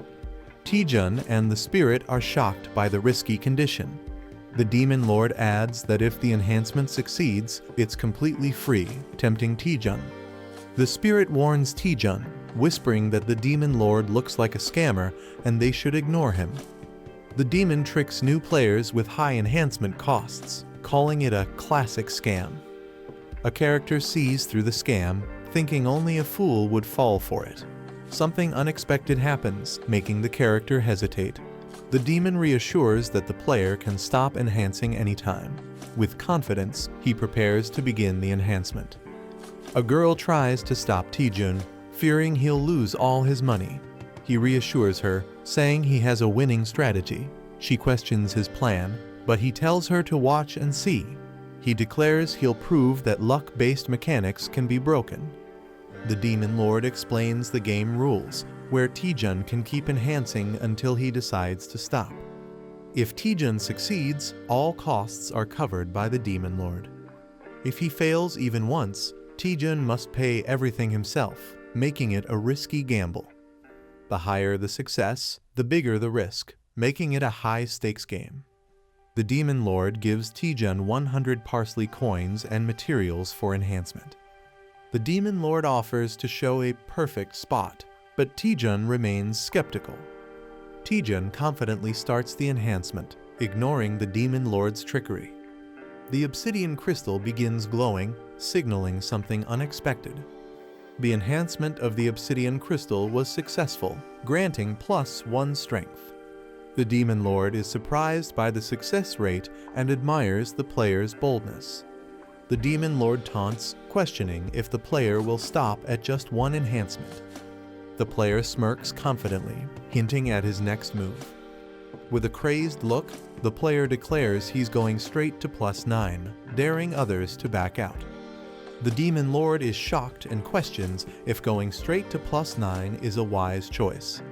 The player mocks the demon lord, laughing and asking if he's scared. The demon lord mocks the player, calling him an idiot for attempting a +9 enhancement with a near impossible success rate.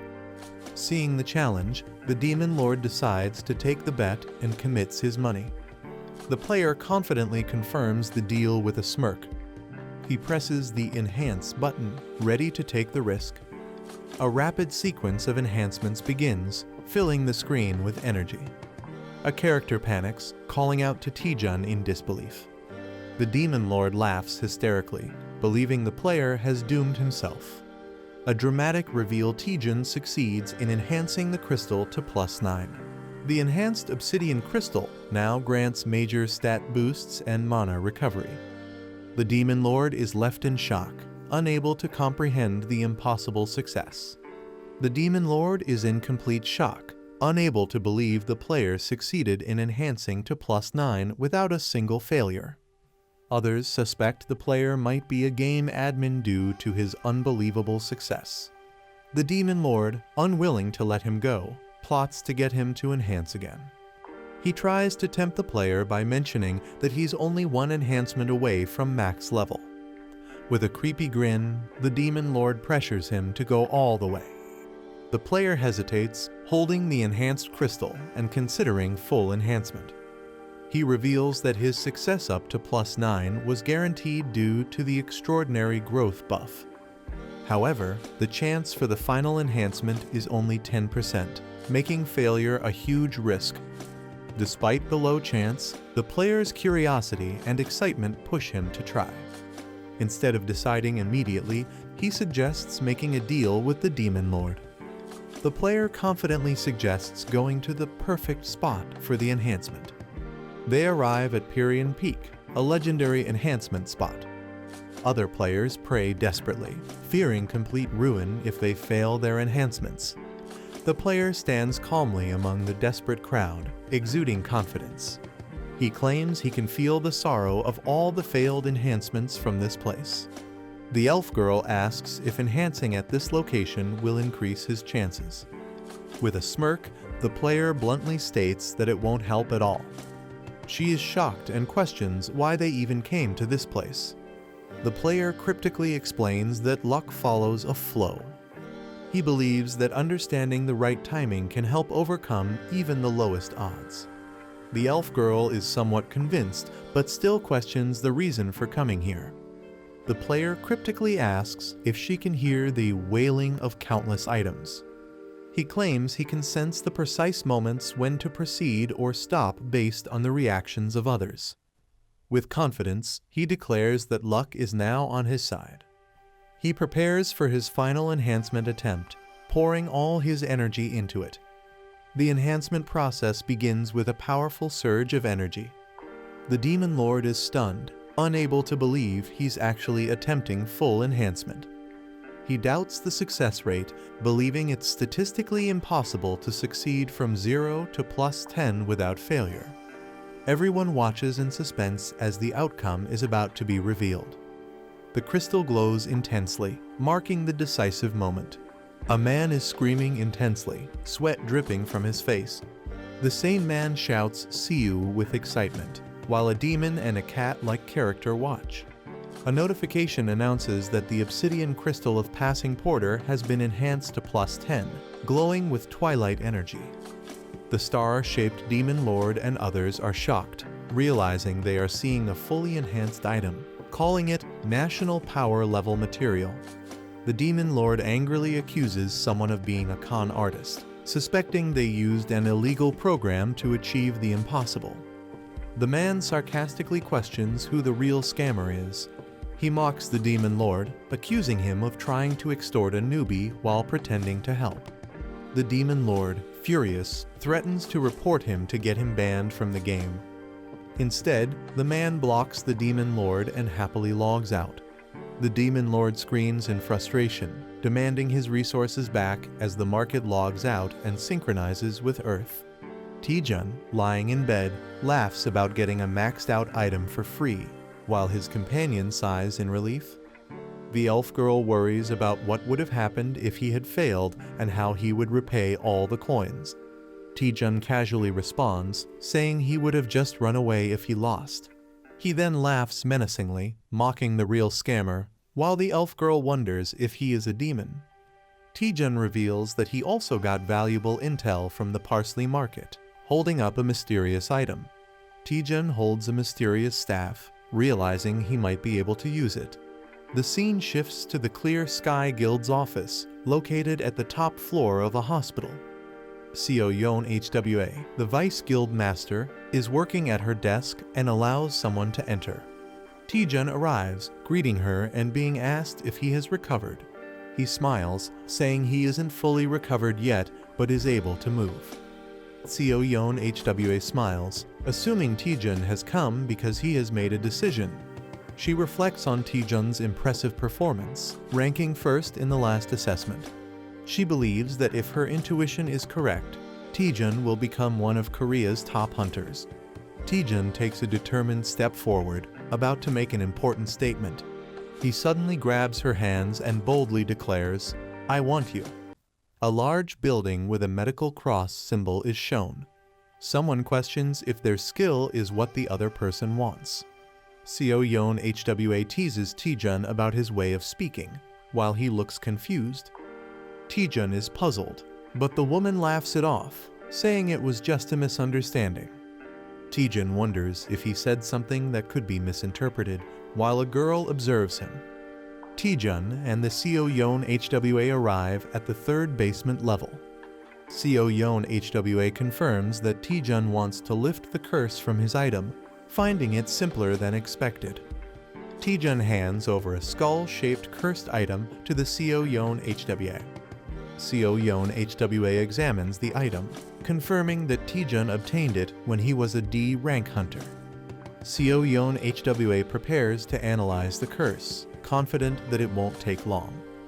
She activates her magic, generating a glowing green spell circle. Taejun and the girl recognize it as one of Hwyong HWA's powerful S-rank skills.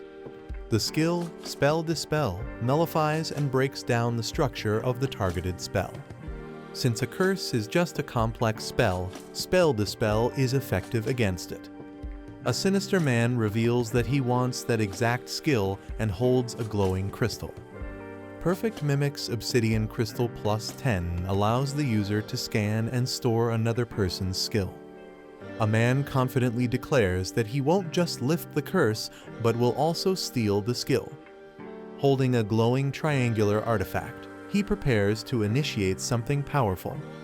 Hwyong HWA performs a mysterious ritual, copying the skill using green magical energy. Hwyong HWA, now focused, looks ahead with a serious expression. A terrifying shadowy creature suddenly appears, shocking the Hwyong HWA. Covered in blood, she looks exhausted while a young man reacts in horror. A monstrous entity emerges, wielding dark energy and exuding a threatening aura. The young man runs toward the woman, calling her Vice Guild Master Hwyong HWA. The man attacks the creature with a powerful explosion, determined to complete his goal. His eyes glow red as he focuses intensely on the situation. A terrifying dark monster with glowing red eyes emerges, exuding an ominous aura. The young man realizes that physical attacks have no effect and prepares a new strategy. He unleashes a powerful 20% fireball, summoning blue flames in his hands. The massive fireball hurtles toward the monstrous creature, illuminating the surroundings. The young man checks on Vice Guild Master Hwyong HWA, who admits she let her guard down but isn't fatally injured. The young man is shocked and confused, wondering where the monster suddenly came from. Hwyong HWA corrects him, revealing that the entity is not a monster, leaving him puzzled. She explains that the eerie figure is actually a cursed spirit, a manifestation of the curse itself. They realize that the curse is attached to the staff and can only be lifted using Spell Dispel. Hwyong HWA, wounded and struggling, reveals that she has been hit with a debuff skill, preventing her from using Spell Dispel.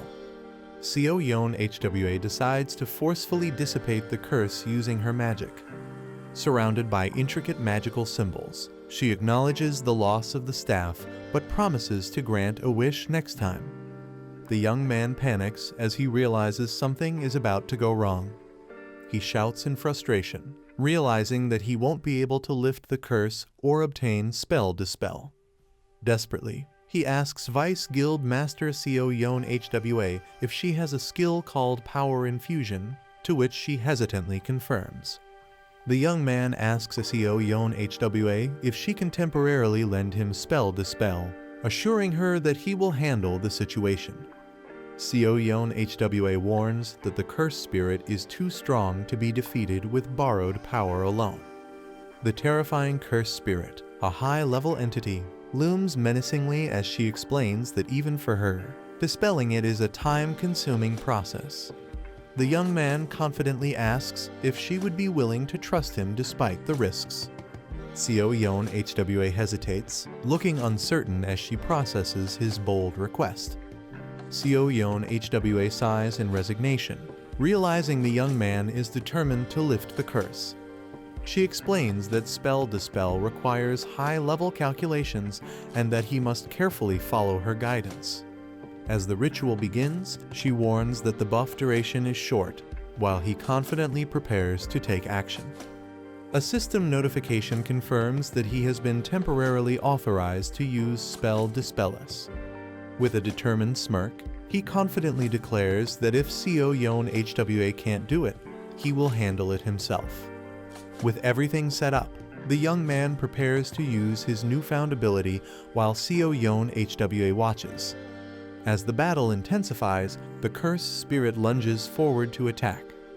The young man unleashes spell dispel, surrounding himself with powerful green energy. His perfect mimic's obsidian crystal successfully scans and saves the spell dispel's skill, leaving one slot remaining. The cursed spirit screams in agony as its body begins to break apart from the impact of the spell. The Spell Dispel Enhanced Growth version combines Spell Dispel with a calculation system, allowing automatic skill execution. Hwyong HWA instructs Hunter Taejun to analyze the calculation formulas behind the skill structure. Taejun, now confident and glowing with energy, assures her that he already understands what to do. Hwyong HWA is shocked, doubting that this complex process can be performed by instinct alone.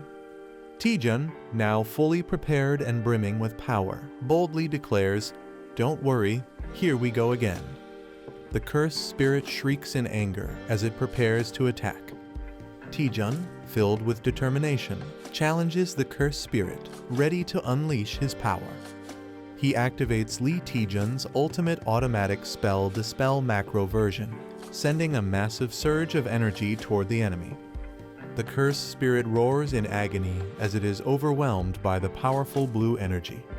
Hwyong HWA watches in shock, realizing that the curse is truly disappearing. Even a skilled spellcaster would need at least 5 years to analyze this complex curse. Taejun effortlessly calculates and breaks the spell structure, impressing those watching. The curse takes the form of a ghostly entity as it begins to break apart. Taejun successfully dispels the cursed spirit using Spell Dispel, leaving everyone in awe. The errata staff is now completely freed from its curse. Taejun sarcastically praises Vice Guild Master Hwyong HWA, shocking her. He humbly admits that handling such a skill proves YS rank hunters are on another level. Hwyong HWA is stunned, realizing Taejun is far more impressive than she expected.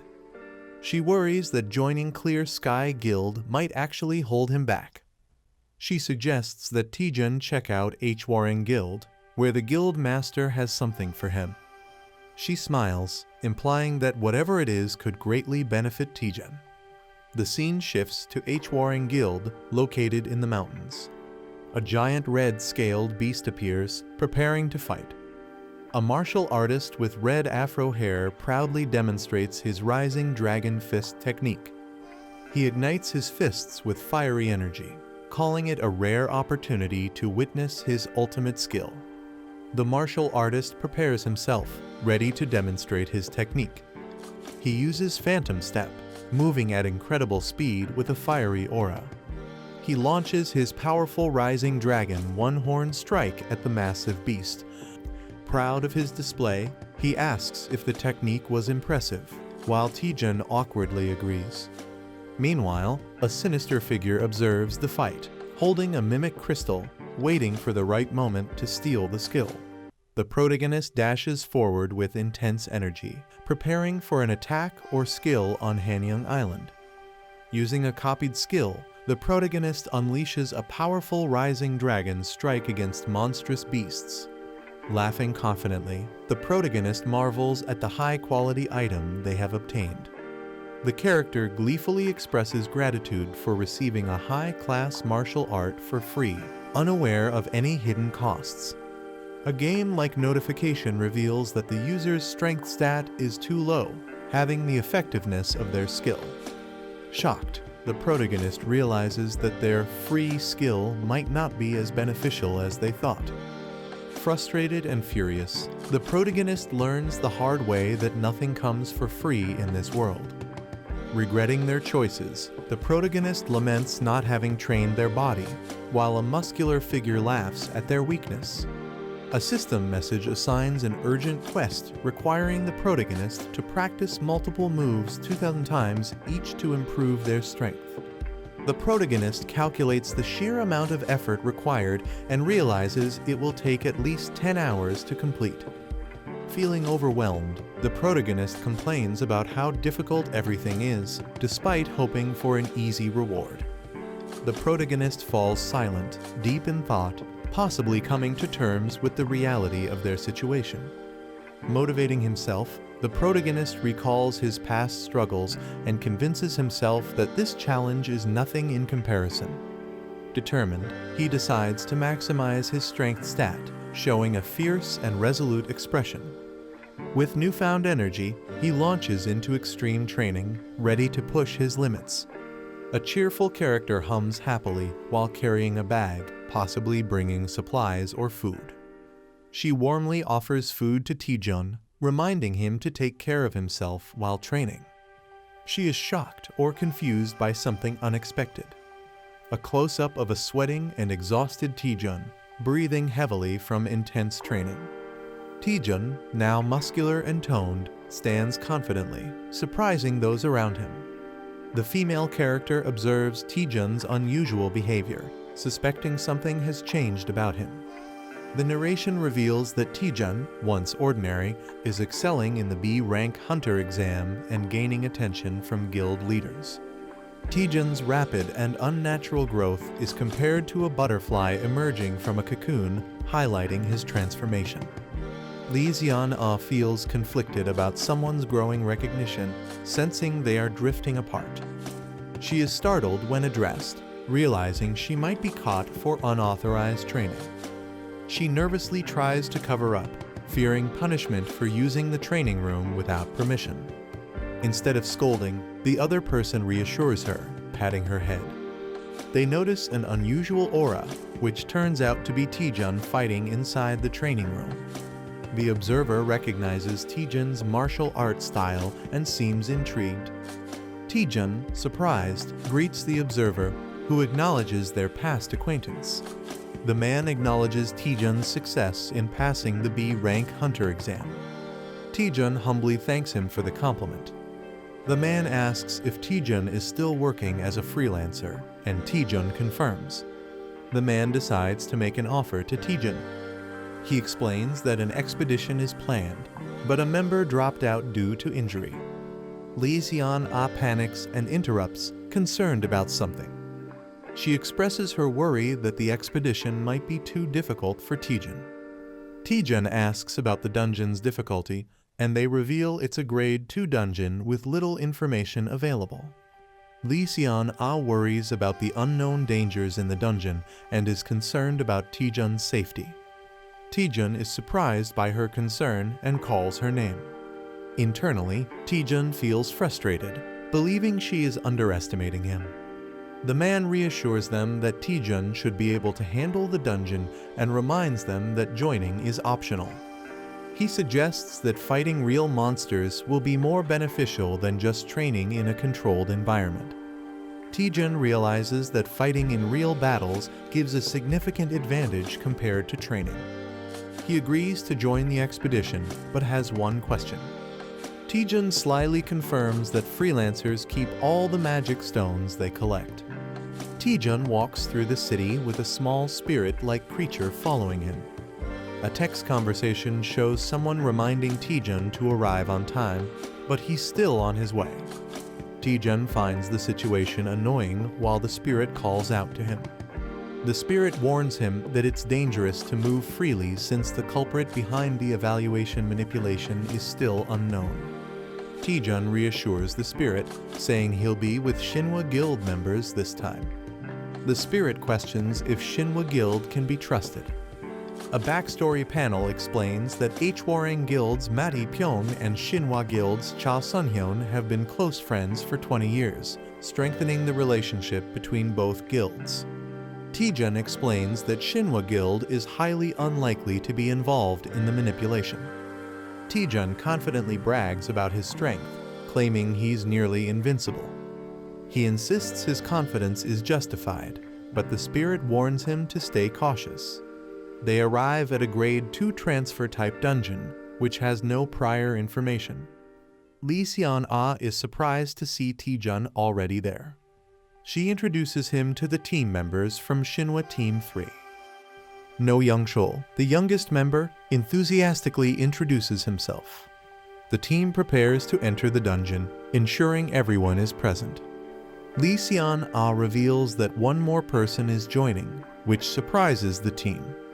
She explains that a member got injured last night, so they called in a replacement hunter. Taejun is shocked to hear about another hunter, just as someone yells at him to move. Taejun turns around, noticing someone approaching. A rough-looking man steps out of a car, annoyed by Taejun. The man rudely questions if Taejun is deaf, acting intimidating. Taejun and the others realize this is the replacement hunter, and his appearance makes them uneasy. Taejun politely introduces himself to the rough-looking hunter and asks for his name. The man remains silent, staring at Taejun with a serious expression. He suddenly bursts into loud laughter, making the situation awkward. He rudely questions who Taejun is, clearly unimpressed. Ignoring Taejun, he tells the team to hurry up and enter the dungeon, frustrating Taejun. Lee Seon-ah calms Taejun down, explaining that despite his rough attitude, he is a well-known figure in the industry. Kim Ji-hoon is revealed as an A-rank freelance hunter, infamous for his terrible personality but unmatched skills. Kim Ji-hoon hoards all the magic stones, taking advantage of his freelancer status. His teammates suffer, left without resources, even for medical treatment. Taejun and Lee Seon-ah discuss Ji-hoon's reputation, realizing how terrible he is. Taejun has a moment of self-reflection, feeling like he can relate to Ji-hoon's greed. Taejun acknowledges that meeting someone like Ji-hoon was bound to happen sooner or later. Ji-hoon intimidates one of the younger team members, asserting his dominance. Taejun, with a sinister grin, plans to give Ji-hoon a taste of his own medicine. A blood-red sky signals danger as a monster appears. Ferocious monsters charge forward, screeching wildly. The team prepares for battle, maintaining formation. Lee Seon-ah watches as the fight turns intense. A strong fighter swiftly eliminates low-level monsters. Kim Ji-hoon laughs, feeling rusty in battle. Lee Seon-ah scolds Kim Ji-hoon for acting alone.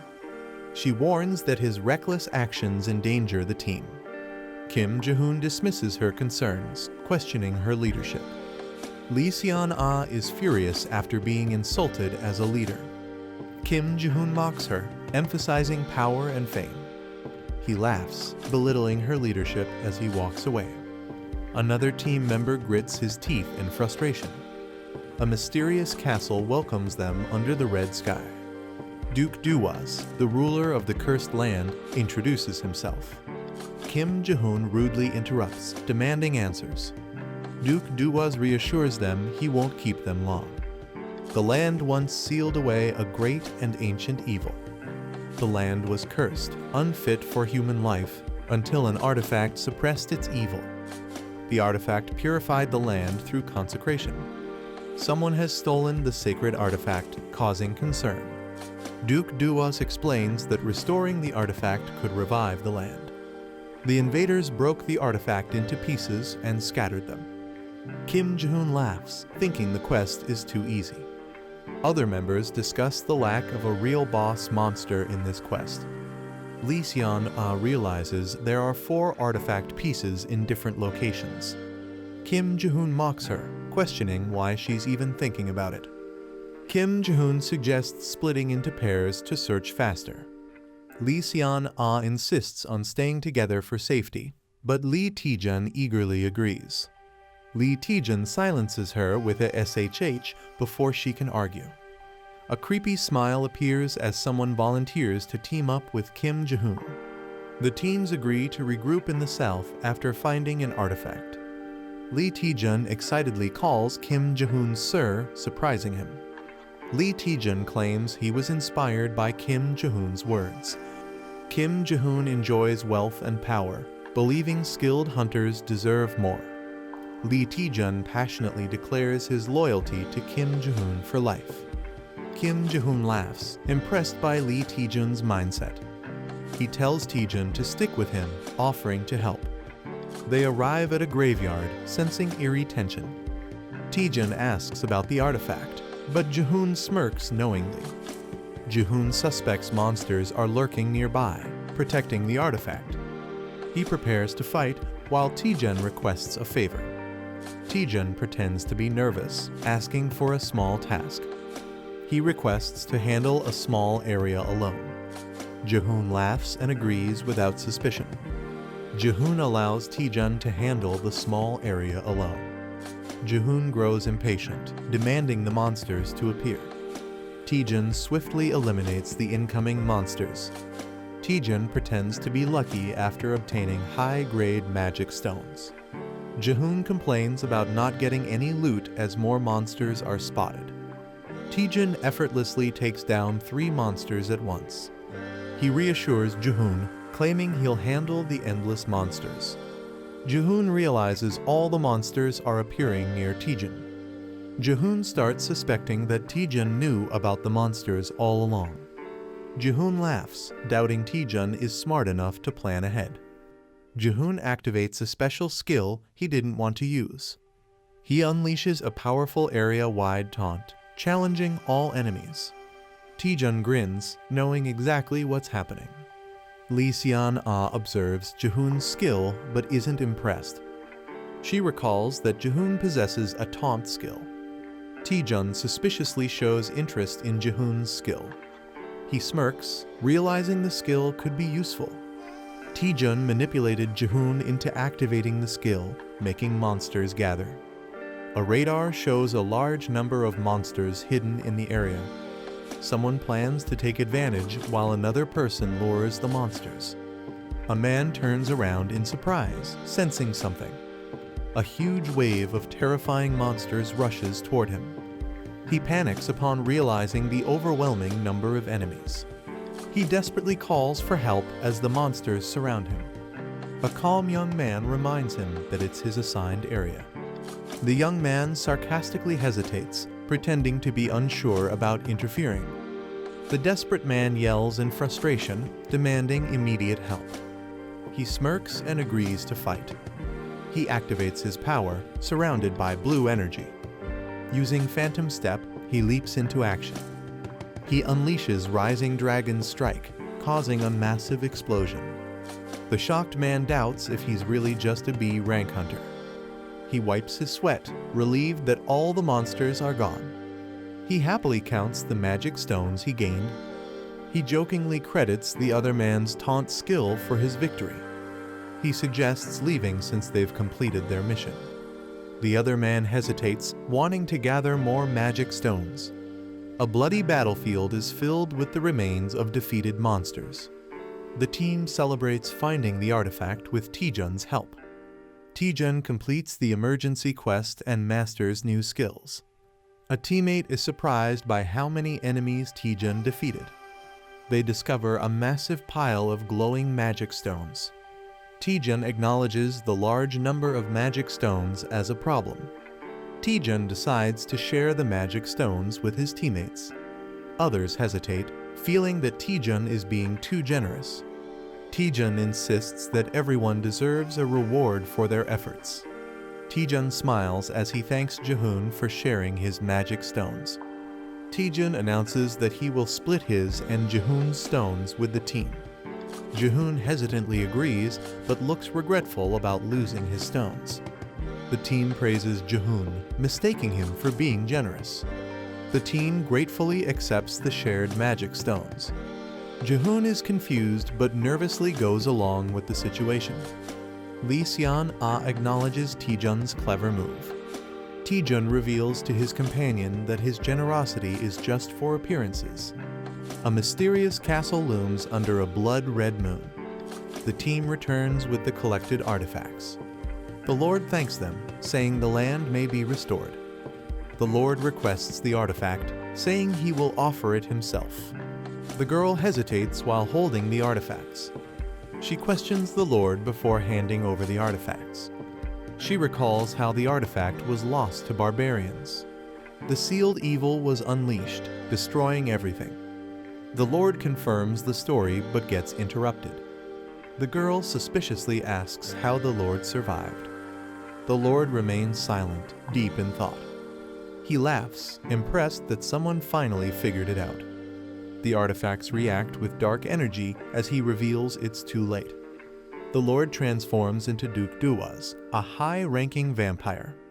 The girl realizes something is wrong with the dungeon.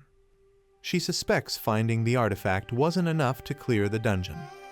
She deduces that handing over the artifact triggered a new quest. Duke Duwas acknowledges the duplicate quest's true nature. The team realizes that the Lord was the final boss all along. The vampire demands the artifacts to complete his resurrection. Sion-Ah stands in a trance, clutching the artifacts. A teammate shouts in panic as Sion-Ah moves forward. An ambush interrupts the situation with a sudden attack. A mind-controlled ally attacks with a blade. Charm's evil eye is revealed as a powerful mind control ability. The vampire's charm skill has taken control of an ally. Taejun realizes his spell nullification skill protected him. The vampire mocks Taejun, questioning his resistance to the power. Taejun mocks the vampire with a rude gesture. He taunts the vampire, who is visibly irritated. The vampire begins the ritual to restore his full power. He commands his mind-controlled servants to attack. Taejun finds the situation troublesome as his allies turn against him. The vampire laughs, knowing Taejun values his comrades. He predicts Taejun's downfall at the hands of his allies.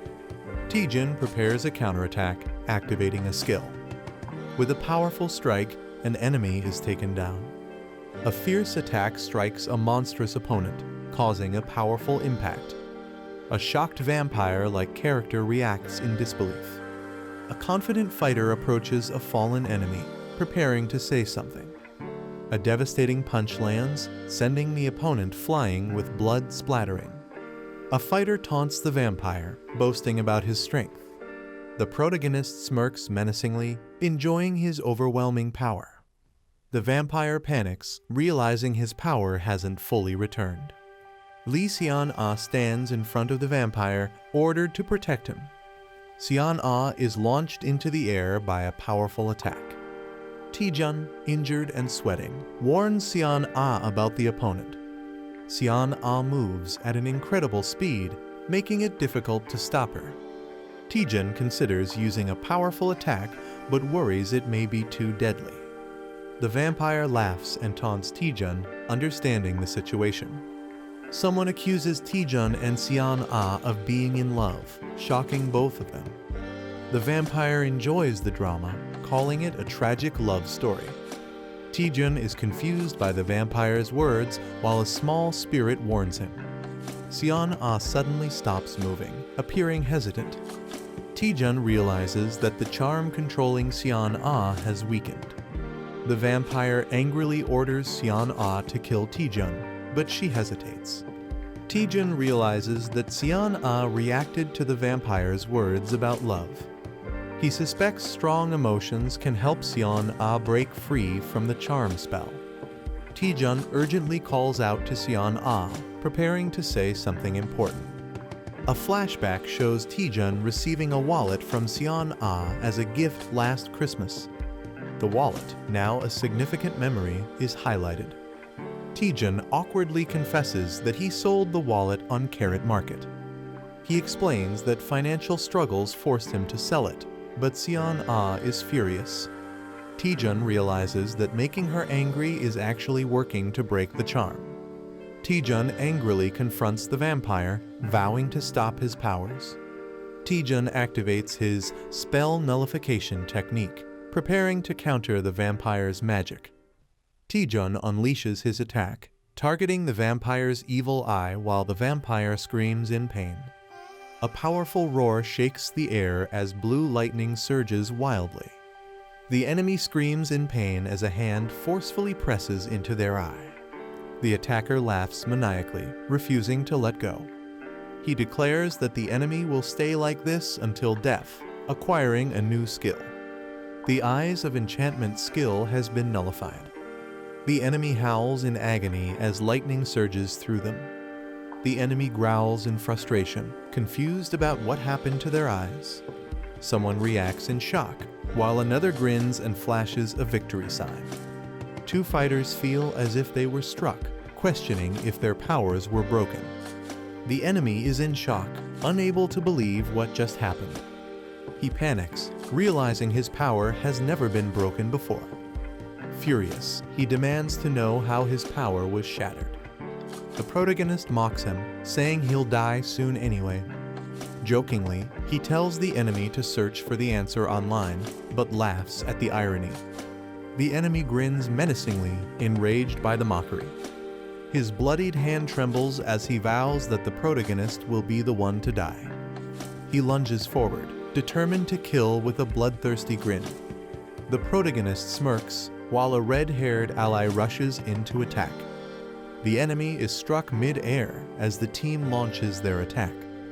Taejun is surprised to see Lee Seon-ah awake, and she praises him. With a determined expression, Lee Seon-ah tells them to leave the rest to her. She calls everyone to attack, revealing the enemy can no longer use mental skills. The team unites, preparing to take down the vampire together. The vampire mocks them, but Taejun eagerly accepts the challenge. Taejun grins confidently, declaring that the enemy will be beaten. A cowboy-style fighter leaps in, ready to attack alongside his brother. No Young Chul fires his weapons, determined to prove himself in battle. The vampire is struck by powerful energy blasts, staggering backward. The team calls out to Taejun, telling him to let them handle the fight. The fighters attack together, causing the vampire to scream in pain. The vampire realizes their teamwork is flawless. He acknowledges that they are not just ordinary fighters. Lee Seon-ah prepares a powerful sword technique. She unleashes Shattering Strike, creating a massive wave of destruction. The battlefield is covered in mist, leaving an eerie silence. One of the fighters nervously asks if the battle is over. The protagonist counters with a swift, determined strike as his eyes flare with energy. An enemy combatant is blasted backward by the force of the attack. The heroine charges forward, her mystical sword gleaming amid swirling light. A burst of radiant magic overwhelms the enemy, leaving him staggered on his knees. The team quickly regroups, seizing the moment of the enemy's vulnerability.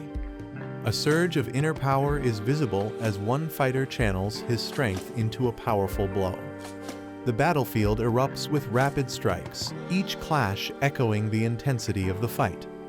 Two rivals engage in a fierce duel, their clashing weapons showering sparks around them.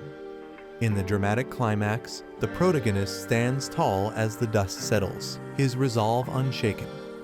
The group celebrates, but Lee Seon-ah suddenly realizes someone is missing. They find Hunter Kim Jae-hoon unconscious on the ground. The team questions Taejun, who awkwardly avoids answering. They confirm Kim Jae-hoon's injuries are not serious and decide to head back. The group invites Taejun to join them for a meal, but he declines. Seon-ah is curious about Taejun's other plans, but he brushes it off. Taejun explains he wants to analyze the dungeon more before leaving. He considers it part of his training, looking at the mysterious dungeon. The team admires Taejun's dedication and commitment to his goal. Lee Seon-ah sighs, acknowledging Taejun's extreme passion. She admires his dedication to staying in the dungeon for research. A mysterious warning is given with a gentle touch on the face. Seon-ah warmly tells Taejun not to push himself too hard. Taejun is left speechless and flustered by her concern.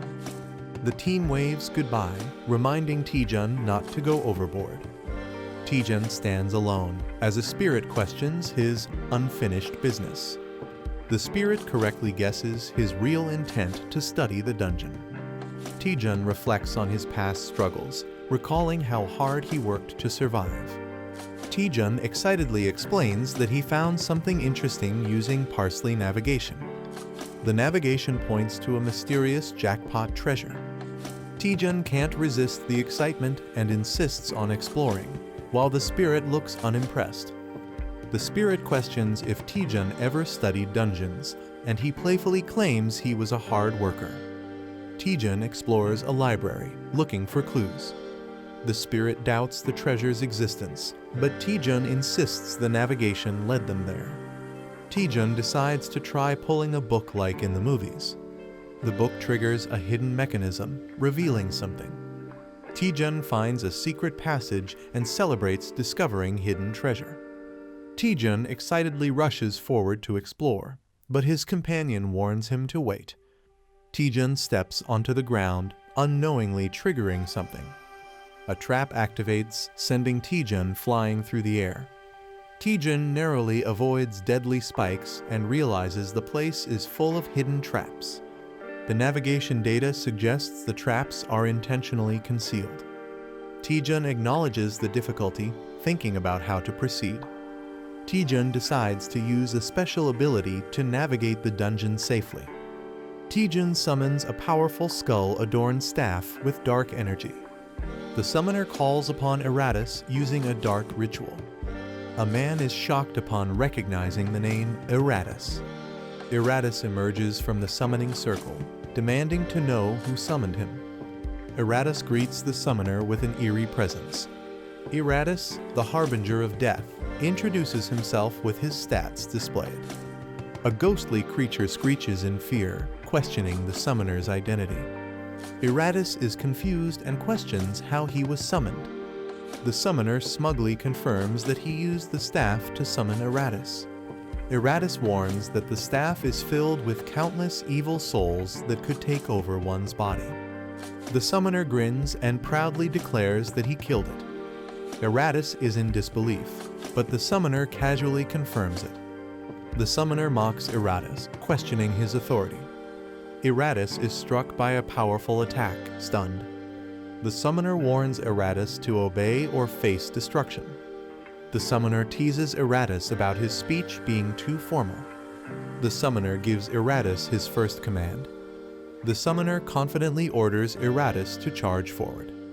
Eratus hesitates, confused about the direction. The summoner warns Eratus not to disappoint him. Eratus panics and rushes forward at full speed. Eratus turns in shock, realizing something is wrong. Eratus screams as he is shattered and unsummoned. The summoner calmly marks one trap as cleared. Eratus is revived, confused by what just happened. The summoner orders Eratus to charge forward again. Eratus runs straight into a fire trap. Eratus burns to ashes and is unsummoned once more. The spirit questions if the summoner will continue this madness. The summoner grins and confirms without hesitation. Lee Taejun declares he shows no mercy to his enemies. The spirit awkwardly accepts his reasoning. The summoner commands Eratus to body slam. The summoner praises Eratus for being a great detector. Eratus has grown stronger through repeated deaths. The summoner realizes Eratus is surviving traps better. He wonders if this is due to an extraordinary growth ability. Eratus blushes, feeling proud of his progress. The summoner plans to research extraordinary growth after the expedition. Eratus is shocked that his master is leaving after just saying, "Good job." Eratus protests, claiming even immortals have rights, but the summoner doesn't care. Eratus is unsummoned once again. The summoner moves on while the spirit calls him cold-hearted. The spirit believes they have reached the end of the dungeon. The summoner wonders if something feels off. He notices a suspiciously large tombstone. The summoner suspects something is hidden inside the massive structure. He touches the surface, triggering glowing purple symbols. A statue presents a red box containing a bracelet. The spirit recognizes it as a bracelet made from previous relics. The summoner considers appraising it but worries about the cost. He hopes it turns out to be a powerful, world-class item. The elf girl excitedly explains that items don't need to be appraised one by one. She introduces the Item Analyzer app that makes analyzing items easy.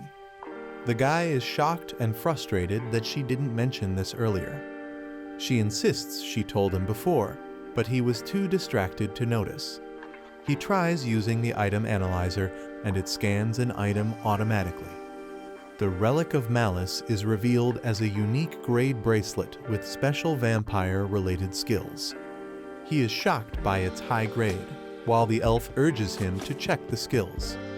The aesthetic of the vampire passive skill allows rapid healing except for severe injuries.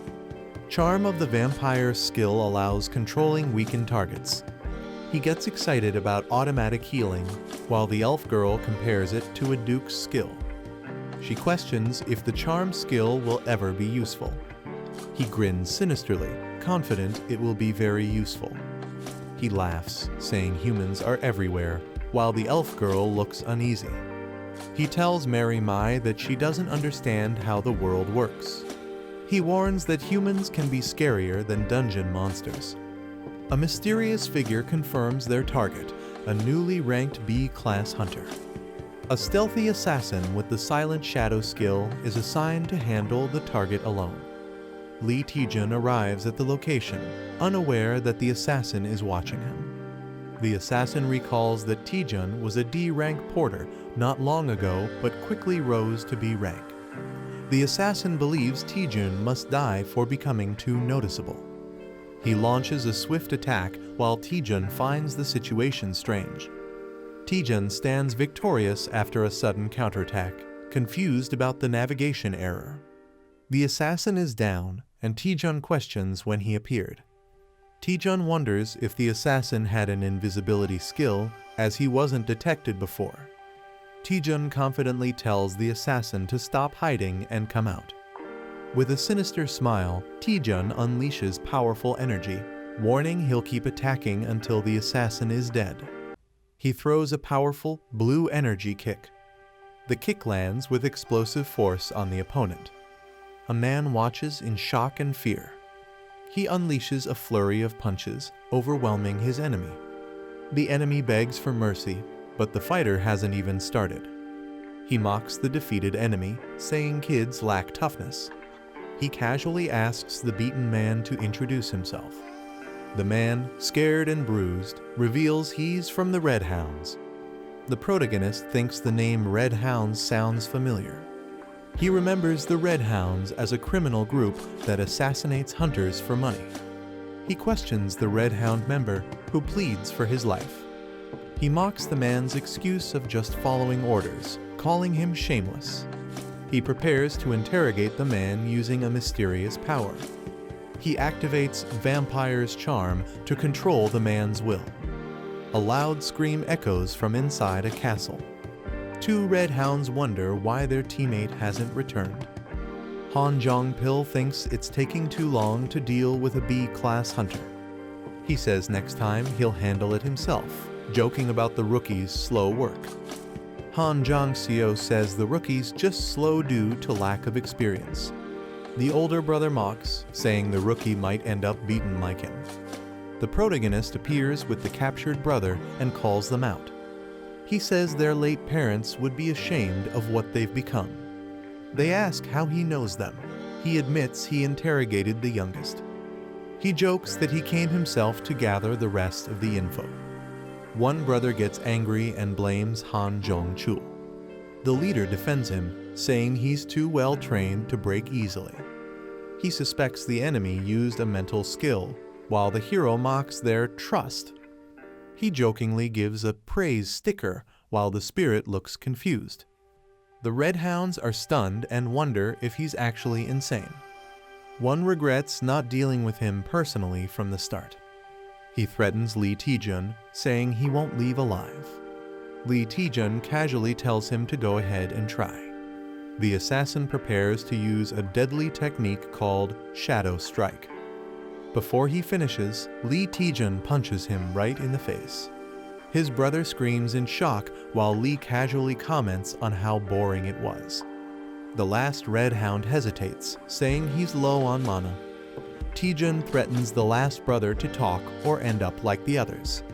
The Red Hounds are arrested and taken into custody by the Hunter Alliance. The brothers had planned their ambush using dungeon info.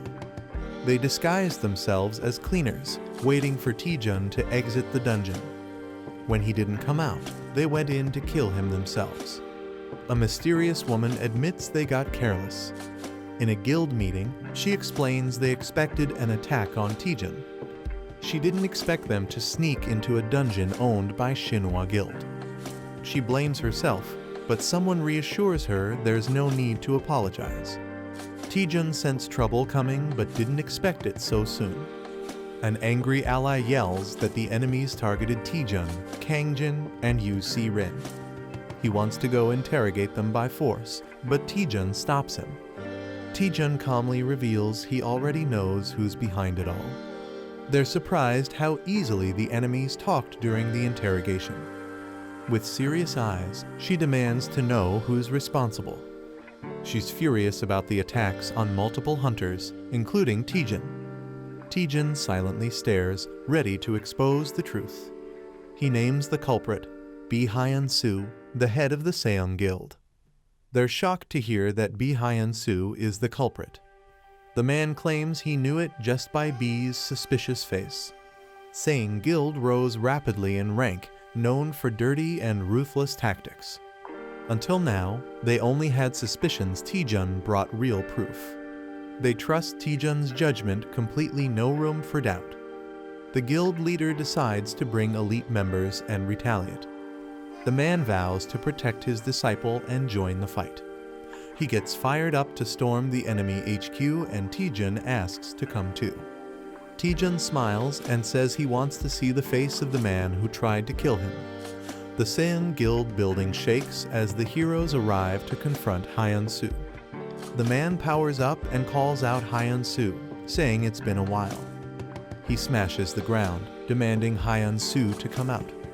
Guild members rush in, shouting at him and calling him insane.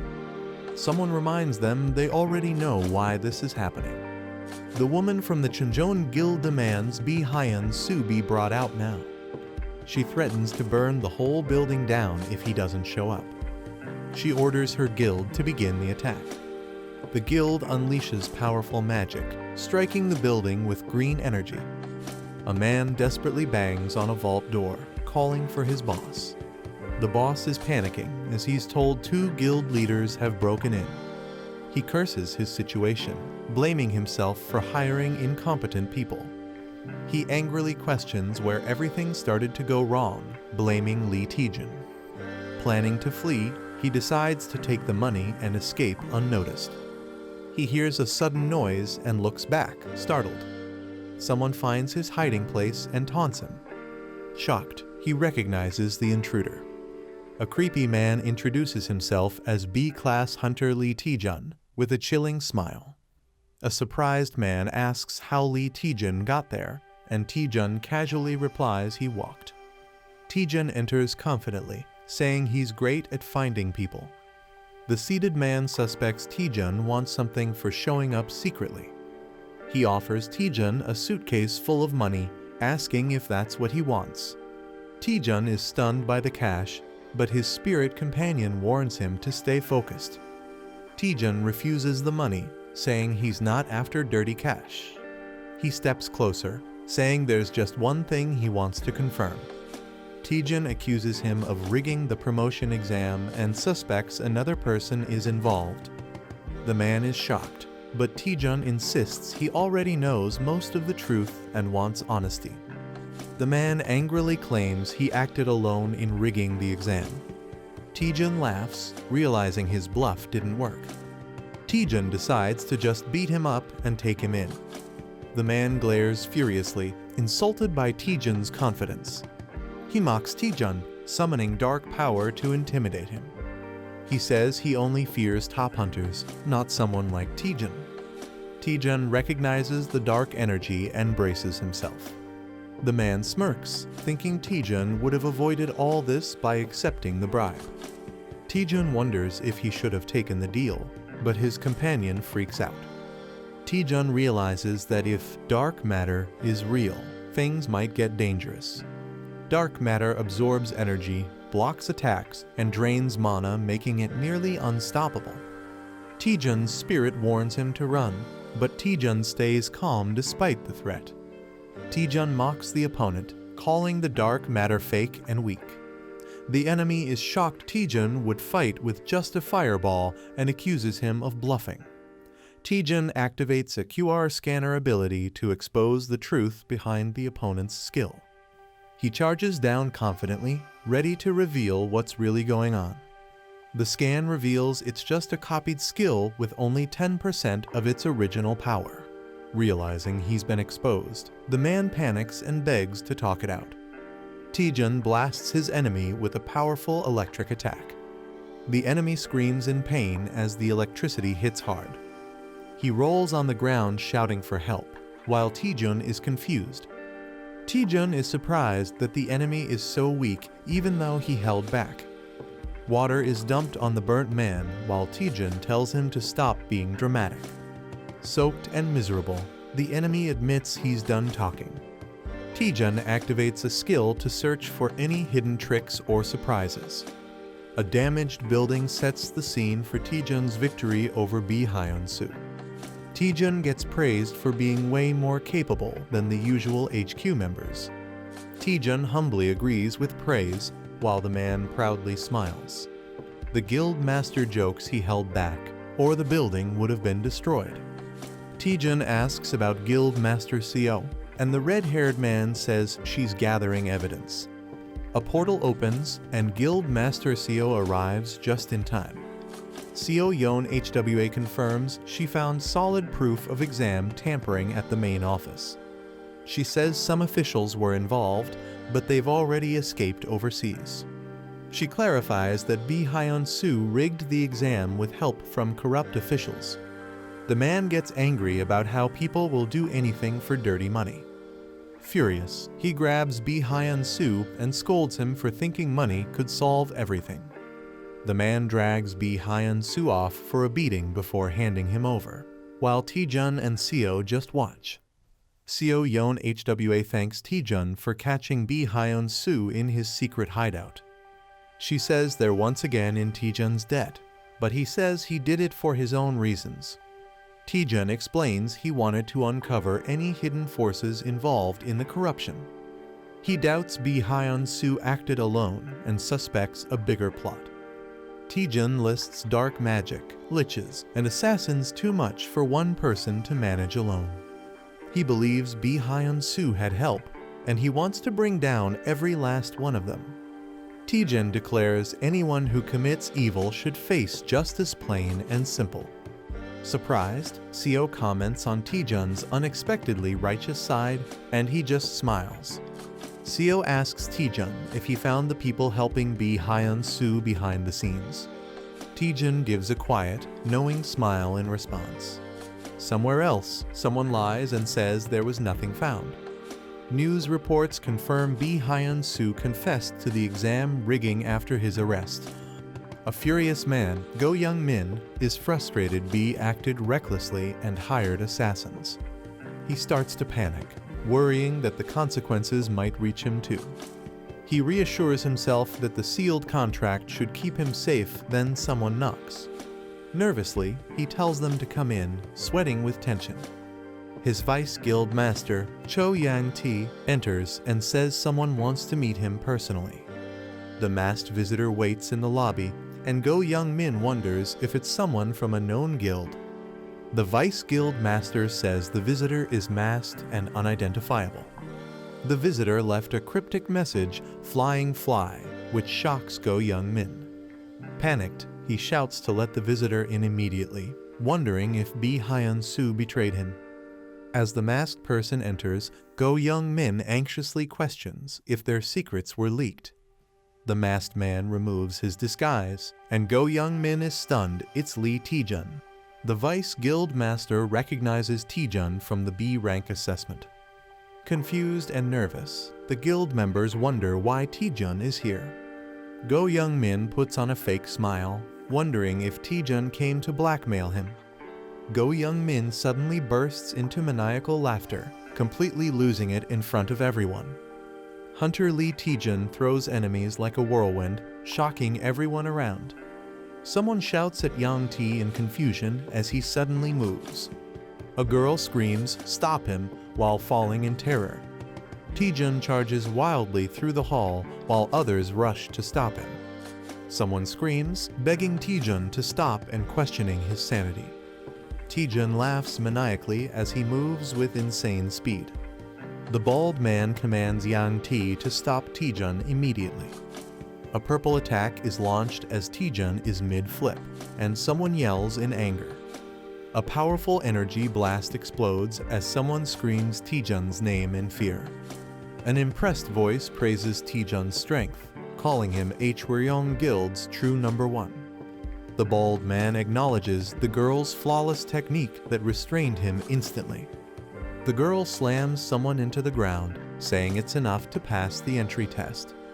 The man introduces himself while Taejun flips mid-air and restrains him with help from the girl. Taejun proudly states his name with confidence and a smile. Taejun says he attacked just to test the guild's skill level before joining. He smirks and says it was all just a test to see how they'd react. Someone watches Taejun nervously, thinking he's totally insane. The man is stunned by Taejun's behavior, calling it beyond crazy. He warns Taejun not to act foolish, reminding him of where he is. He mocks Taejun, saying a weakling without necromancy has no place here. Taejun mocks back, laughing at how obsessed they are with necromancy. The Hwyong Guild was built by Go Jin-ho, a master of uncontrollable blood magic. He changed how people saw necromancy and dark magic, making the guild one of Korea's top 5. But now, after the first guild master retired, it's nearly bankrupt. Taejun says they can't afford to be picky and should see crisis as opportunity. He boldly declares that joining him will revive the Hwyong Guild. The man hesitates, unsure, while Taejun prepares to reveal more. Taejun hands him a paper, saying, "Take a look at this." The man reads the document in shock, realizing its significance. A dramatic gasp bursts out. Whatever he saw left him horrified. Go Young-min panics and hides the document when asked what it is. He realizes Lee Taejun had known everything from the very start. The paper reveals shady deals and manipulation in the B-rank assessments. Taejun grins smugly, asking if they've changed their mind yet.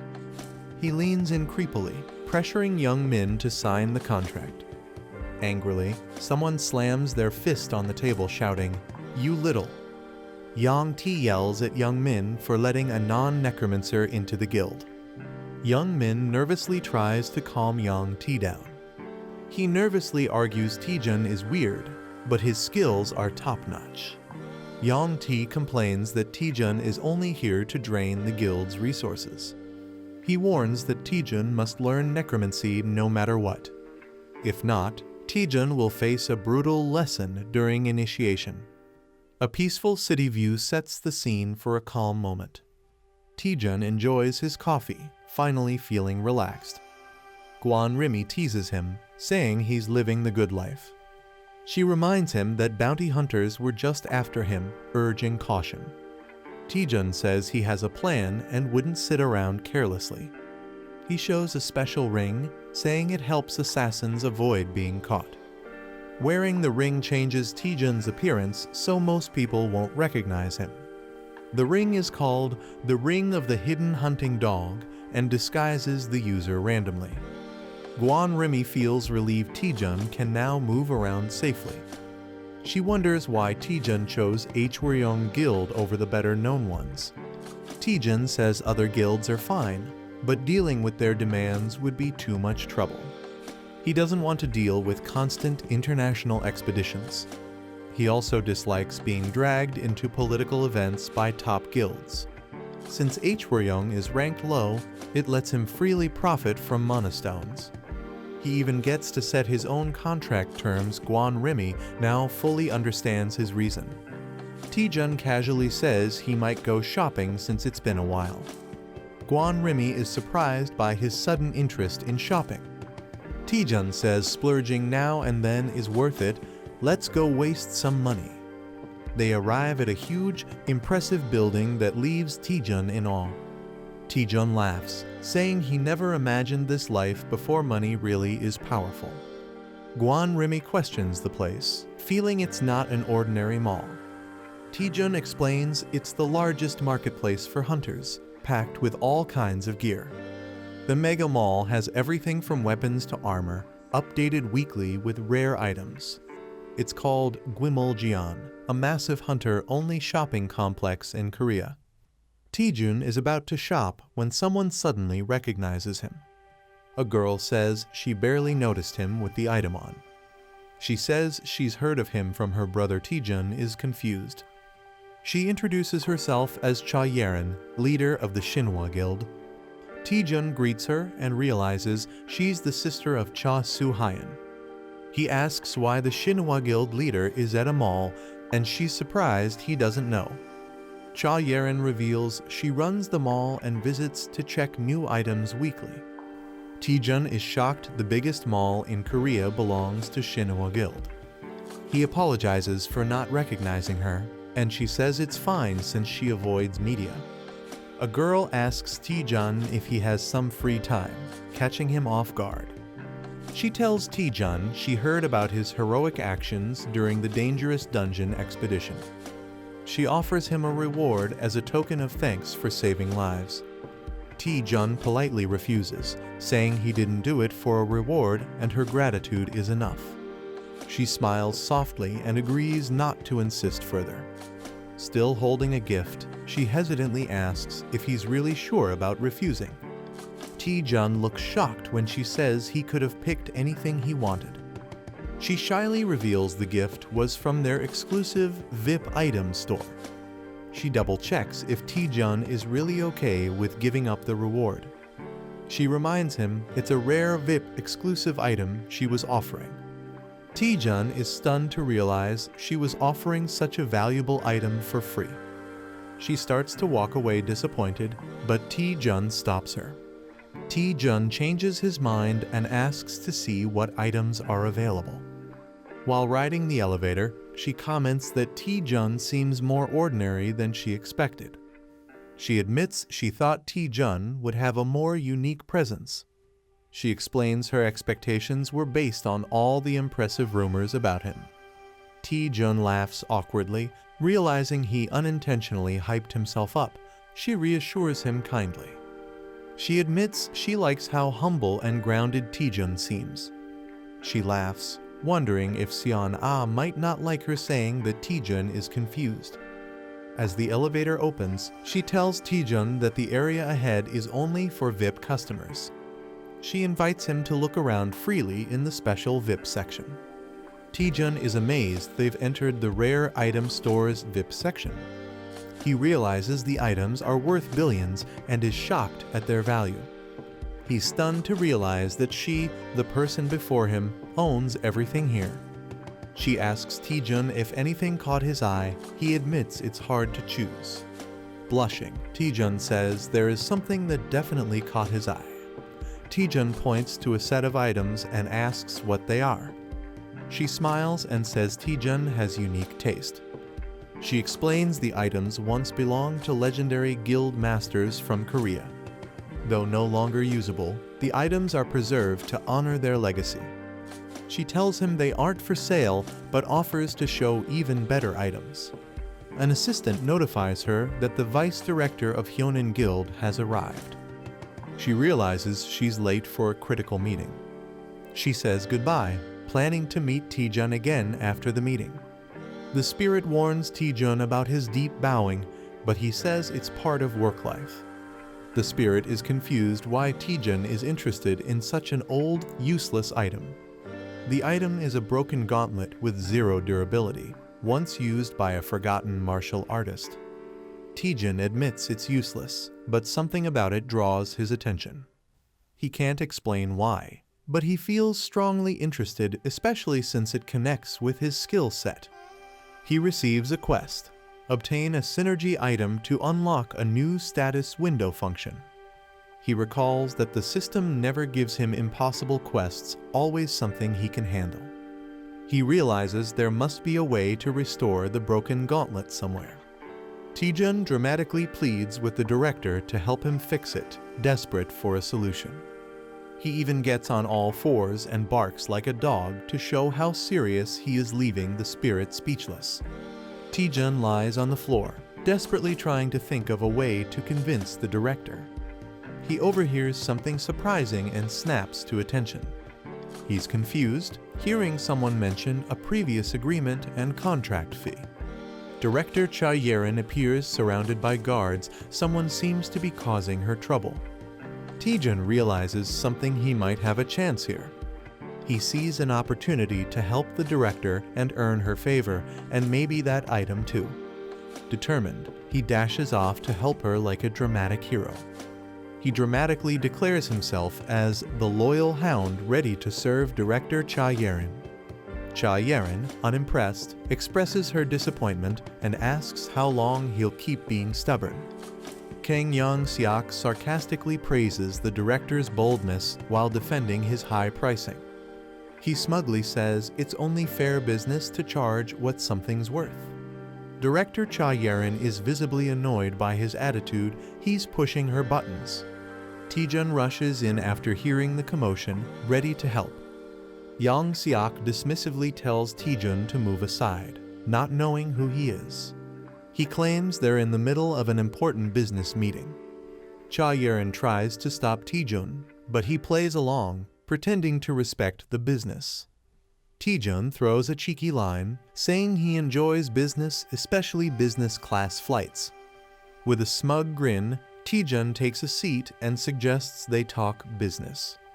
Kang Young-seok asks who Taejun is, and Director Cha hesitates to respond. Taejun looks at the weapons and begins to piece together the situation. The Hyonin Guild specializes in item appraisal and dominates the Korean market. Because of that monopoly, the Shinhwa Guild is forced to comply even with unfair treatment. Taejun confidently introduces himself as Cha Yerin's legal advisor. With a big grin, he asks what the issue is, as if it's just casual business. Director Cha is confused by his bold claim, while Kang accepts it without question. Kang explains they're being asked to appraise too many items in too short a time. He says hiring extra staff increases cost, and the added payment wasn't nearly enough. Kang Young-seok demands double the original fee, shocking both Taejun and Cha Yerin. Taejun says he understands the issue, but finds something suspicious about it. He confirms with Kang that the Hyonin Guild is supposed to be an appraisal specialist. Taejun questions why experts would need a whole week. It sounds too slow and inefficient. He mocks them, laughing that a week per item is absurd and saying he'd have found another guild by now. Kang becomes visibly angry and offended by Taejun's words. Kang challenges him, warning that switching guilds could ruin all their items. He explains that a wrong appraisal can permanently destroy an item's value. Taejun listens as Kang insists that taking a chance with another guild is too risky. The director questions if any other guild can handle the job. The woman tells Taejun to back off before things get worse. Taejun apologizes for stepping out of line and disturbing business. Taejun leaves quietly, and the director feels satisfied. The director smugly claims their appraising skills are unmatched. Cha Yerin shows up, surprising the director. Lee Taejun cheerfully introduces himself as the new item appraiser. A man nervously greets Director Cha Yerin for the first time. Lee Taejun proudly introduces himself as the new item appraiser. Taejun excitedly examines the weapons laid out on the table. Taejun confidently assures Director Cha the appraisal will be quick. Taejun eagerly suggests starting, surprising Director Cha. Taejun asks the other appraisers to leave, calling it a trade secret. The older appraiser is shocked and mutters that this is ridiculous. He angrily warns Taejun that lying could lead to legal trouble. He mocks Taejun and tells him to stop pretending and leave. The appraisers mock Taejun for claiming he can finish in 1 hour. Taejun pulls out a necklace and asks them to look at it. He says he already checked this item earlier out of curiosity. Taejun reveals he finished the appraisal in just 10 seconds. He jokes that even he could become an appraiser at this rate. The boss tells his assistant to confirm if the appraisal is real. As the assistant reaches for the item, Taejun stops his hand. Taejun grabs and twists his arm, warning not to act without certainty. The assistant, shocked and hurt, says he doesn't want to be treated like this. Taejun tells the deputy director he must also risk something if he wants proof. The deputy director bursts into laughter, amused by the situation. He agrees to the bet, saying Taejun finally makes sense. The condition: if Taejun can't appraise all items in 1 hour, he loses. The deputy director wagers 1 billion won and asks what Taejun will risk. Taejun laughs and praises the director's boldness. As tension builds, Taejun suddenly agrees to the bet with a firm deal. Taejun ups the stakes dramatically by adding 10 billion won more. Everyone is shocked, and someone yells out, questioning Taejun's sanity. Director Cha questions how Taejun plans to appraise everything and handle 10 billion won. Taejun confidently says he already has a plan. Taejun asks Director Cha to check the item's appraisal status. She's shocked to see the cape is already fully appraised. She's stunned and wonders how it's possible, while Taejun smiles. The spirit reveals the secret Taejun used the new Item Analyzer feature. She wasn't sure it would work for others until now. Director Cha realizes the appraisal data can be shared with others. Taejun celebrates, dreaming about making a fortune as an appraiser. Director Cha is surprised Taejun really did the appraisals. Taejun proudly announces all the items have been appraised. Shocked, Director Cha is told to check the items herself. She places her hand over the weapons to verify. She sees detailed information about each item instantly. She's amazed the data appears instantly, unlike normal appraisals. She asks Taejun in awe how he pulled this off. The deputy director stands frozen, shocked by what he sees. Taejun laughs and teases the stunned deputy for looking shaken. Taejun smugly reminds the deputy he warned him not to bet without certainty. Taejun lightly mocks him, offering compensation and sarcastic advice. The deputy director loses it and grabs Taejun, accusing him of scamming. He lashes out, suspecting everyone is in on the trick. Director Cha calmly tells him to look at the proof himself. She confirms the contract states he owes Taejun 10 billion won. Taejun grins and tells the deputy to stop whining and pay up. Devastated, the deputy drops to his knees, unable to believe it.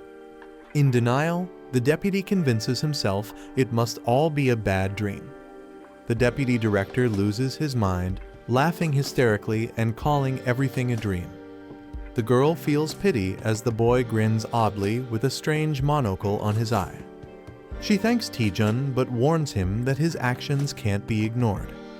She says his skills could revolutionize item appraisal and destroy the market overnight. She's shocked and asks how he managed something so impossible. He laughs nervously and says it's a trade secret.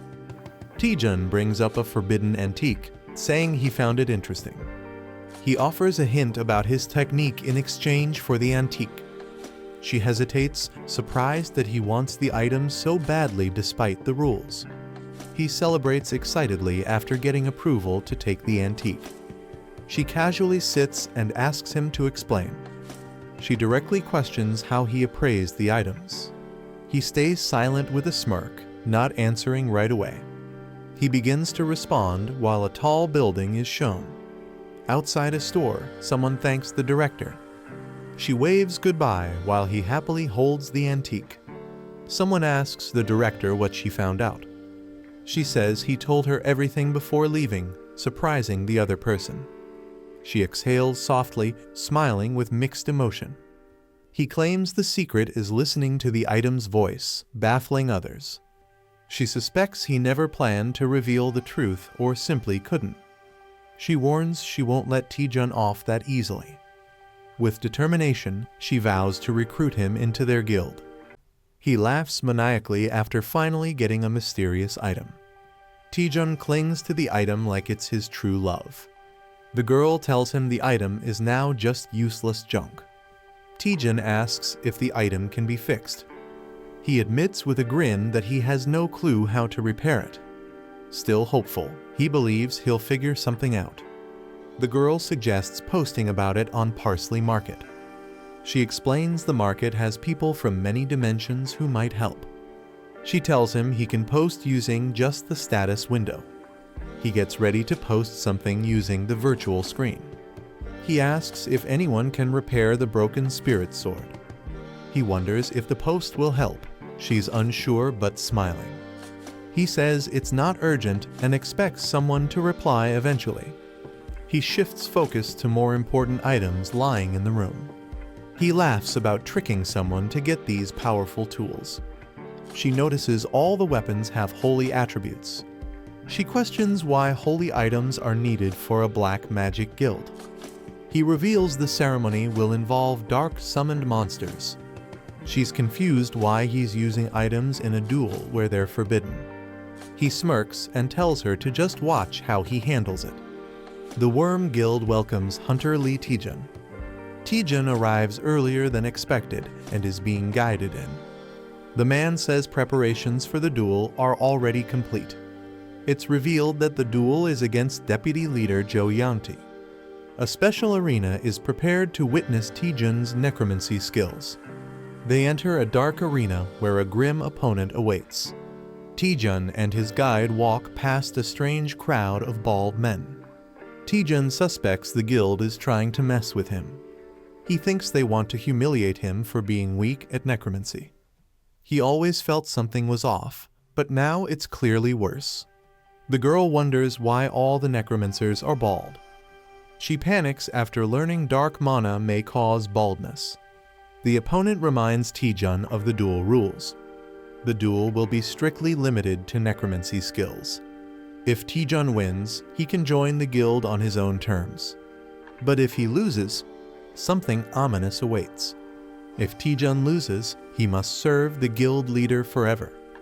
Taejun expected this and isn't surprised at all. Jo Yanti secretly controls the guild from behind the scenes. The guild is crumbling because of Jo Yanti's selfish rule. Taejun decides to add his own condition to the duel. If he wins, Taejun wants to replace the current deputy leader. He also demands compensation for the guild's financial damage. Taejun adds a wicked grin, making it entertaining for the crowd. The opponent realizes things might not go as planned. He angrily denies causing any harm to the guild. He claims the guild survives only because of him and summons a powerful Death Knight. He dares Taejun to show what he's got. He wants to see if Taejun's necromancy is truly impressive.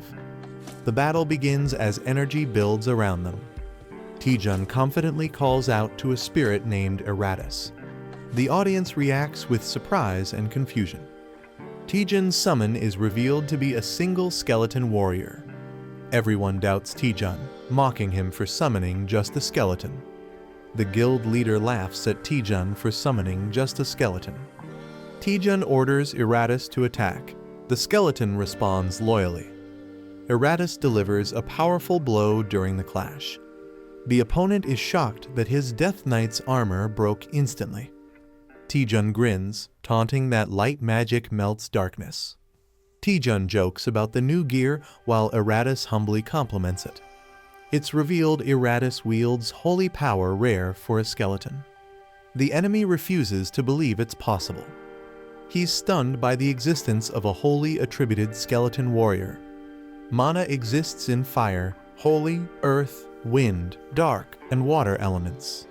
Each attribute has power differences that affect battles. Eratus was once a dark-type skeleton under his master. After training, Eratus evolved to resist holy mana. Taejun commands Eratus to strike as the Death Harbinger. Eratus charges in while an ally yells at him to dodge. Eratus slams down a powerful attack, shaking the floor. A demon prepares to counter with a massive red blade. The demon's slash lands hard, shaking the battlefield. He mocks the idea that darkness can defeat light. Taejun commands Eratus to unleash his secret weapon. Eratus prepares to fight alone, holding divine gear.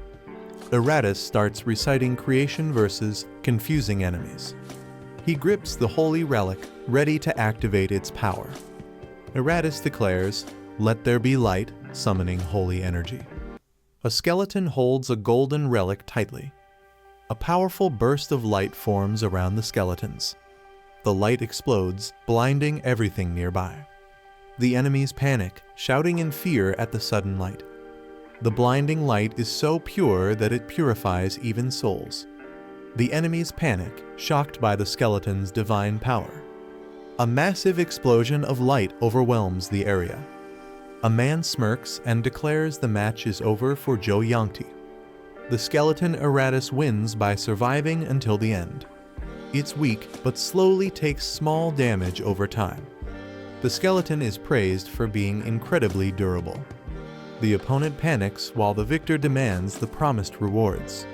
The victor demands everything the opponent gained from the Worm Guild. The crowd is shocked, wondering if he will claim all the rewards. The defeated enemy regrets not having more time to fight back. A hidden plan is revealed where Bi Hyun-soo was secretly tipped about the Lick's relic. Secretly, evidence was gathered to blackmail Ko Youngmin during his deal. The plan was to take full control of the Worm Guild. Lee Taejun stands confidently as the enemy kneels, furious. The defeated man curses him for ruining everything he worked for. The man refuses to surrender and reveals a dark, forbidden item. He threatens to destroy everything if he can't win. The crowd panics as he lifts the cursed heart, ready to act. Laughing madly, he shouts that they will all die together. People scream in terror as dark energy floods the area. A boy scans the situation seriously with glowing blue eyes. The cursed item is recognized as a deadly, suicidal weapon. The forgotten heart drains life and summons a cursed being from another world. The man laughs wickedly, accepting death and cursing Lee Taejun. A terrifying creature emerges from the dark portal. The summoned being, called the Black Death Bride, appears ominously. The onlookers panic, realizing they are all doomed. People scream in terror and try to run away from the cursed monster. Some manage to nullify the deadly curse effect on themselves. The Black Death Bride unleashes powerfulest grade curses immediately. Witnesses stare in horror, questioning what kind of monster it is. An old man steps forward and offers help to Hunter Lee Taejun. He introduces himself as Go Jin-ho, the former guild leader. Taejun is surprised, asking when Go Jin-ho arrived. Go Jin-ho comments that the summoned skeleton is no ordinary one. Go Jin-ho notes that the summoned skeleton feels more like a lick due to its high intelligence. He tells Taejun they need to handle the evil spirit before it worsens. Blood magic bursts out as they attack the Black Death Bride. The monster screeches in pain, caught in a fierce assault. The Black Death Bride shrieks in agony but remains strong. Go Jin-ho observes that a demon summoned with a life sacrifice is incredibly sturdy. He decides to escalate the attack using stronger blood magic. A massive, explosive blast of red energy is unleashed toward the monster. Taejun watches in awe, amazed by the legendary power of the Guchin Bone King. Go Jin-ho is revealed as the legendary Guchin Bone King, a master of blood magic. He once ruled the world after the Great Cataclysm and made the Worm Guild famous. The Black Death Bride shrieks as his attack strikes it. Go Jin-ho launches another blood attack with full force. Suddenly, he shows signs of exhaustion, surprising everyone. Lee Taejun rushes to support the weakened Bone King. It's explained that blood magic uses the caster's own blood, making it risky. Fighting the cursed monster in close combat is extremely dangerous. Another fighter prepares a long-range fireball attack instead. The boy launches a powerful fire attack at the monster, shouting fiercely. The Black Death Bride is hit but shows no real damage. Taejun is shocked, realizing the attack failed to harm it. The monster quickly charges toward them, gaining speed. Taejun worries because his mana is low after using the fireball earlier. The Black Death Bride gets struck by a powerful light attack. Eratus charges forward, vowing to protect his master. Taejun yells at Eratus for disappearing during the fight. Eratus awkwardly admits he was weakened by too much light earlier. Eratus admits he fainted while standing during the earlier fight. He reassures everyone that he will now protect his master with all his strength. Eratus bravely blocks the Black Death Bride's next attack. Taejun and the Spirit Girl notice that Eratus's personality feels strangely different. Eratus fiercely attacks the Black Death Bride with Holy Light. The Black Death Bride counters and grabs Eratus, overpowering him. Eratus screams in pain as purple energy surrounds him. Taejun shouts Eratus's name in shock as he is engulfed by the attack. Taejun panics, realizing even divine power isn't enough to defeat the monster. Eratus struggles to stand and tells Taejun he must survive without him. Eratus decides to burn all his remaining strength into one final attack. His sword glows brightly as he prepares to sacrifice himself. Taejun shouts in shock, trying to stop him, but Eratus charges forward. Taejun panics, warning Eratus about the cost of using the item. He cries out, saying once used, the item can never be recovered. Eratus charges ahead, holding the glowing, powerful weapon. Taejun screams in despair, knowing it's a one-time item worth 8 billion won. This is the end of the video. If you guys want to see the next part, then don't forget to subscribe and like the video.